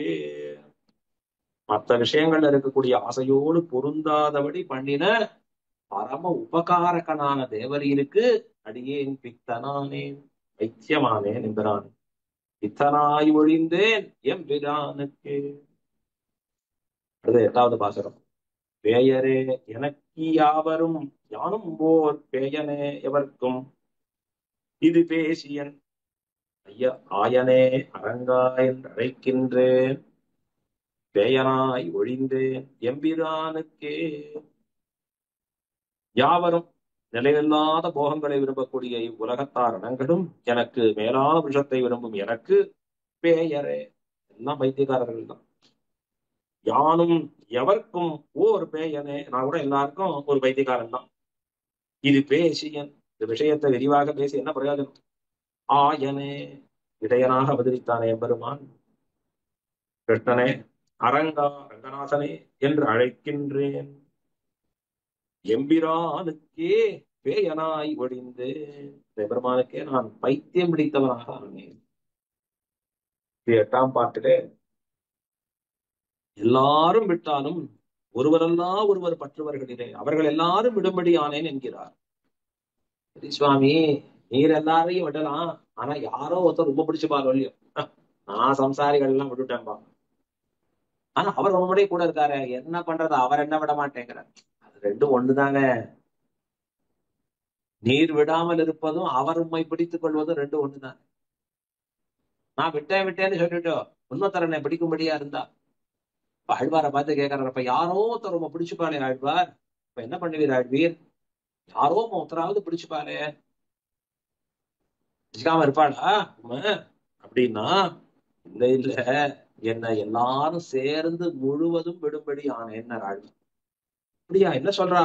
பேயரே எனக்கு யாவரும், உலகத்துல இருக்கக்கூடிய எல்லாரும் இருக்காளே அவெல்லாம் எப்படி இருக்கா, இந்த சம்சாரிகள்னா நிலையான எபெருமானாகிற புருஷார்த்தத்தை விட்டுட்டு நிலைவில்லாத பிராகிருதமான வஸ்துக்கள், அழியக்கூடிய போகங்கள் இருக்கு, அதுல புத்தியை வச்சுட்டு இருக்கா பாருங்க. அவர்களெல்லாம் பார்த்தா எனக்கு எப்படி இருக்கு, பேயர் எல்லாரும் எனக்கு யாவரும் பேயரே அப்படின்னு எல்லாம் பைத்தியம்னு பண்றது என் மனசு. யோ பாவம், இந்த பைத்தியம் தானே. எது வேண்டாமோ அதை வச்சு எதையோ ஓடிட்டு இருக்கும், எது வேணுமோ அதை விட்டுட்டு ஓடும். நல்ல சட்டையை போட்டுக்காது, கிழிஞ்ச சட்டையை போட்டுக்கும், நல்ல சட்டையை கிழிச்சுக்கும் பைத்தியம். அத போலதான் அந்த உலகத்துல இருக்கிற எல்லா ஜனங்களும் என்ன பண்றா, நிலையான பகவான விரும்பாத நிலையில்லாத விஷயங்கள்ல விரும்புறான். ஆகையால இவர்கள் எல்லாரும் எனக்கு பேயரே. சரி, நீர் எப்படி அவளுக்கெல்லாம்? யானுமோர் பேயனே எவருக்கும், நானும் அவர்களுக்கெல்லாம் பைத்தியம் தான். அப்படின்னா என்ன அர்த்தம்? கண்ணாலே காண்கிறது ஒழிய வேறு உண்டு என்று பிரமியா நின்றான், பித்தனாயிருந்தான் என்று விட்டார்கள் இவர்களும் என்னை. உலகத்தவர்கள் எல்லாம் கண்ணால காண்கிறது தான் உண்மை நினைச்சிட்டு இருக்கா. நான் கண்ணால காணாத ஆத்மா, ஆத்மாவுக்கு சுவாமியான பரமாத்மா, இதுல புத்தி வச்சுட்டு இருக்கிறச்சே என்ன பார்த்தா வரலாம் சொன்னா இது ஒரு பைத்தியம்பா. பித்தனே, இது குலசேகர பெருமாள், ஐயோ இது ஒரு பைத்தியம். ஏன்னா இது பைத்தியத்துல போனா நாம மாட்டின்றுவோம், இதை விட்டுடும். கண்ணால காணாத வேற வஸ்துவை போய் தேடி தெரிஞ்சுட்டு இருக்குது அப்படின்னு இவெல்லாம் விட்டுட்டான். எவ்வளவு ஆச்சரியம் பாருங்க. ஆழ்வாருக்கு தெளிந்த புத்தியாலே இவர்கள் பைத்தியம் என்று அறிவிட்டார்கள். ஏன்னா நிலையான ஐஸ்வர்யத்தை விட்டுட்டு நிலையில்லாதது தேடுறான். நிலையான ஐஸ்வர்யம் எது? பகவத் கைங்கரியம் தான், பகவத் பிராப்தி தான். ஆனா இவர்களுக்கு அஜ்ஞானத்தாலே ஆழ்வார பேயர்கிற நம்மோட மாதிரி இல்லையே, நம்ம மாதிரி இல்லையே, நாம பண்ற மாதிரி இல்லையே. இவர் பண்றதெல்லாம் எதையோ தேடி போடுறார், எது கண்ணுக்கு தெரியலையோ அதை நோக்கி ஓடுறார். இவர் என்ன இப்படி இருக்கார்? ஆகையாலே அவர்களுக்கு ஆழ்வார பார்த்து பித்தர். ரொம்ப ஆச்சரியமா இருக்கும். துஷ்டர்களை நாம விடுறது பெரிய விஷயம் இல்லை. அந்த துஷ்டர்கள் எல்லாம் ஒண்ணு கூடி சொன்னா, ஏய் இந்த நல்லவரோட ஒரு நாளும் சேராதடா. ஏன்னாச்சு அது ஒரு பைத்தியம்டா. துஷ்டர்கள் வாயால பைத்தியம்னு பேர் வாங்குறது இருக்கே, அதான் உண்மையான பட்டம். அதான் எம்பெருமானுக்கு உகப்பானது. பித்தர் என்றே பிறர் கூறனரே, அது சொல்ற இப்படி. சரி, நல்லதா போச்சு, அவர்கள் என்ன பித்தர்னு முடிவு பண்ணா சந்தோஷம். இப்ப சொல்றார் ஆழ்வார், இது பேசியன் இதை பறக்க சொல்லுகிறது. இது என்ன பெரிய சொல்லி என்ன போறது? அடுத்து சொல்றார், ஆயனே அப்படின்னா கண்ணால் காண்கிறது பொய்யென்று இராதபடி வந்து அவதரித்து தன் படிகளை எனக்கு காட்டினவன். ஞானக்கண்களாலே எம்பெருமான பார்த்து உணரணும். அப்பதான் எம்பெருமான உணரவே முடியும் நம்மால. ஆனா அப்படி இல்லாதபடி இந்த கண்களுக்கும் விருந்தாக எம்பெருமான் வந்து அவதாரம் பண்ணினானே இங்க கிருஷ்ணனாக. ஆயனே அரங்கா என்றழைக்கின்றேன் அப்படின்னா அவதாரத்திற்கு பிற்பட்டவர்களும் பின்னானார் வணங்கும் சோதி அப்படின்னு பிற்பட்டவர்களும் கூட இழக்க ஒண்ணாதபடி இந்த கோயிலிலே கண் வளர்ந்தருளுகிற பெரிய பெருமாள் அவருடைய திருநாமத்தை சொல்லி அடைவுகட கூப்பிடா நின்றேன். பேயனாய் ஒழிந்தேன் எம்பிரானுக்கே. பேயராய் ஒழிந்தேன். உலகத்துல ஒருத்தன் ரொம்ப புத்தி கலங்கி போய் இஷ்டத்துக்கு திரிய ஆரம்பிச்சான்னா, டேய் ஐயோ இவன் நம்மோட கூட வச்சு கூடாதுடா, இதை விட்டுடுறா, அவனை விட்டுடு விட்டுடு அப்படின்னு தள்ளி விட்டுருவான். வேண்டாம் இவனை நம்ம வீட்டுல வச்சுக்க வேண்டாம். அத போல எம்பெருமான் விஷயத்துல பித்தேறினவர் ஆழ்வார். ஆகையாலே உலகத்தவர்கள் எல்லாம் ஒண்ணு கூடி முடிவு பண்ணா, இனி இவனுக்கு நமக்கு ஆகாதுதான். ஐயோ இவனால நமக்கு ஒண்ணும் ஆகாதுதான், விடா விட்டுடுபா இந்த ஆழ்வார என்று இதரர் என்னை உபேட்சிக்கும்படியானேன். சாமானிய சம்சாரிகள் என்னை வேண்டாம் என்று ஒதுக்கும்படியாக ஆனேன். இதுதான் ரொம்ப முக்கியம். எம்பெருமான் ஏற்றுக்கொள்வது எப்படி முக்கியமோ, சம்சாரிகள் நம்மை இகழ்ந்து விடுவதும் முக்கியம். அப்படி ஆனேன்னு கொண்டாடுறார். கடைசியா 9வது பாசுரம் பலத்தை சொல்லி பூர்த்தி பண்றார். அங்கை ஆழி அரங்கன் அடியினை தங்கு சிந்தை தனி பெரும் பித்தனாய் பொங்கர்கோன் குலசேகரன் சொன்ன சொல் இங்கு வல்லவர்க்கு ஏதம் ஒன்றில்லையே. தாழ்வார் பாசுரத்தை கற்பவர்களுக்கு, இந்த பதிகத்தை கற்பவர்களுக்கு என்ன நன்மை உண்டாகும் அப்படிங்கறத தெரிவிக்கிறார். அங்கை ஆழி அரங்கன் அடியினை, அம் கை ஆழி அழகி தம்முடைய திருக்கரங்களிலே எம்பெருமான் என்ன ஆச்சரியமா அந்த திருவாடியை ஏந்தி இருக்கிறானே திருவரங்கநாதன், அவனுடைய திருவடி இணை தாமரைகளிலே தங்கு சிந்தை. அப்படின்னா பெருமாளுடைய திருவடியை தாண்டி இன்னொரு இடத்துக்கு இந்த இவருடைய சிந்தை போறது இல்லை, அப்படியே நிலை பெற்று இருக்கிறது. அங்கே தங்கும் சிந்தையை உடையவராக இருக்கக்கூடிய தனிப்பெரும் பித்தனாய். தனிப்பெரும் பித்தன், உலகத்திலேயே தலை சிறந்த பித்தன்னா குலசேகர பெருமாள் தான். பகவத் விஷயத்தில் இவருக்கு சமமாக பித்தேறினவர் வேறொருவர் இல்லை. அப்படி இல்லை. இன்னொன்னு, சரி பித்தேரியாச்சு அந்த பைத்தியத்தை போக்கிடலான்னா யாராலும் இவர் பைத்தியத்தை மீட்க ஒண்ணாது. அப்படி பகவத் விஷயத்துல பைத்தியமானவர், பித்தனாக நிற்கக்கூடியவர். ஆகையால தனிப்பெரும் பித்தனாய், அப்படி தனித்து எபெருமானிடத்திலே மிகுந்து காதல் உடையவனாக இருக்கக்கூடிய இந்த குலசேகர பெருமாள், பொங்கர்கோன் மேலை திக்குக்கு நிர்வாககராக இருக்கக்கூடிய ஸ்ரீ குலசேகர பெருமாள், குலசேகரன் சொன்ன சொல், இங்கு வல்லவர்க்கு ஏதமொன்றில்லையே. இந்த 10 பாசரங்கள், அதாவது 9 பாசரங்களை கற்றவர்களுக்கு இங்கு ஏதம் ஒன்று இல்லையே. ஏதம்னு சொன்னா அவர்களுக்கு எந்த இடையூறும் இல்லை, பகவத் அனுபவத்திற்கு இடையூறுகள் இல்லாதபடி ஆகும் அவர்களுக்கு அப்படின்னு சொல்லி காண்பிக்கிறார். பகவத் அனுபவத்திற்கு என்ன இடையூறு, என்ன துக்கம் ஏற்படும் அப்படின்னா அபாகவத ஸ்பர்ஷம், இன்னொன்னு பகவத் பிராவண்யத்துல குறை. இந்த 2 துக்கமும் இவர்களுக்கு ஏற்படாது அப்படின்னு சொல்ற. எங்க ஏற்படாது? இங்கு இந்த நிலவலைகளே ஏற்படாது. பரமபதத்துலதான் துக்கமே இல்லையே. இங்க சம்சார லோகத்துல இந்த அடியவர்களுக்கு, இந்த 3ஆம் பெருமாள் திருவடி பதிகத்தை கற்பவர்களுக்கு, மெய்யில் வாழ்க்கையே தொடங்கக்கூடிய இந்த பதிகத்தை கற்பவர்களுக்கு ஒரு நாளும் துக்கம் இல்லாது, துக்கமானது அவர்களுக்கு ஏற்படாது. அப்படின்னா பகவத் பிராவண்யத்துல குறைதலோ இல்ல அபாகவத ஸ்பர்ஷமாகிற துக்கமோ இவர்களுக்கு ஒரு நாளும் ஏற்படாது என்று இந்த தேசத்திலே இவர்களுக்கு விளையக்கூடிய பலன் என்று காட்டி அருளுகிறார். குலசேகர பெருமாள் திருவடிகளுக்கு பல்லாண்டு பாடி அமைகிறேன். குலசேகர பெருமாள் திருவடிகளே சரணம். ஆழ்வார் திருவடிகளே சரணம். எம்பெருமானார் திருவடிகளே சரணம். ஜீயர் திருவடிகளே சரணம்.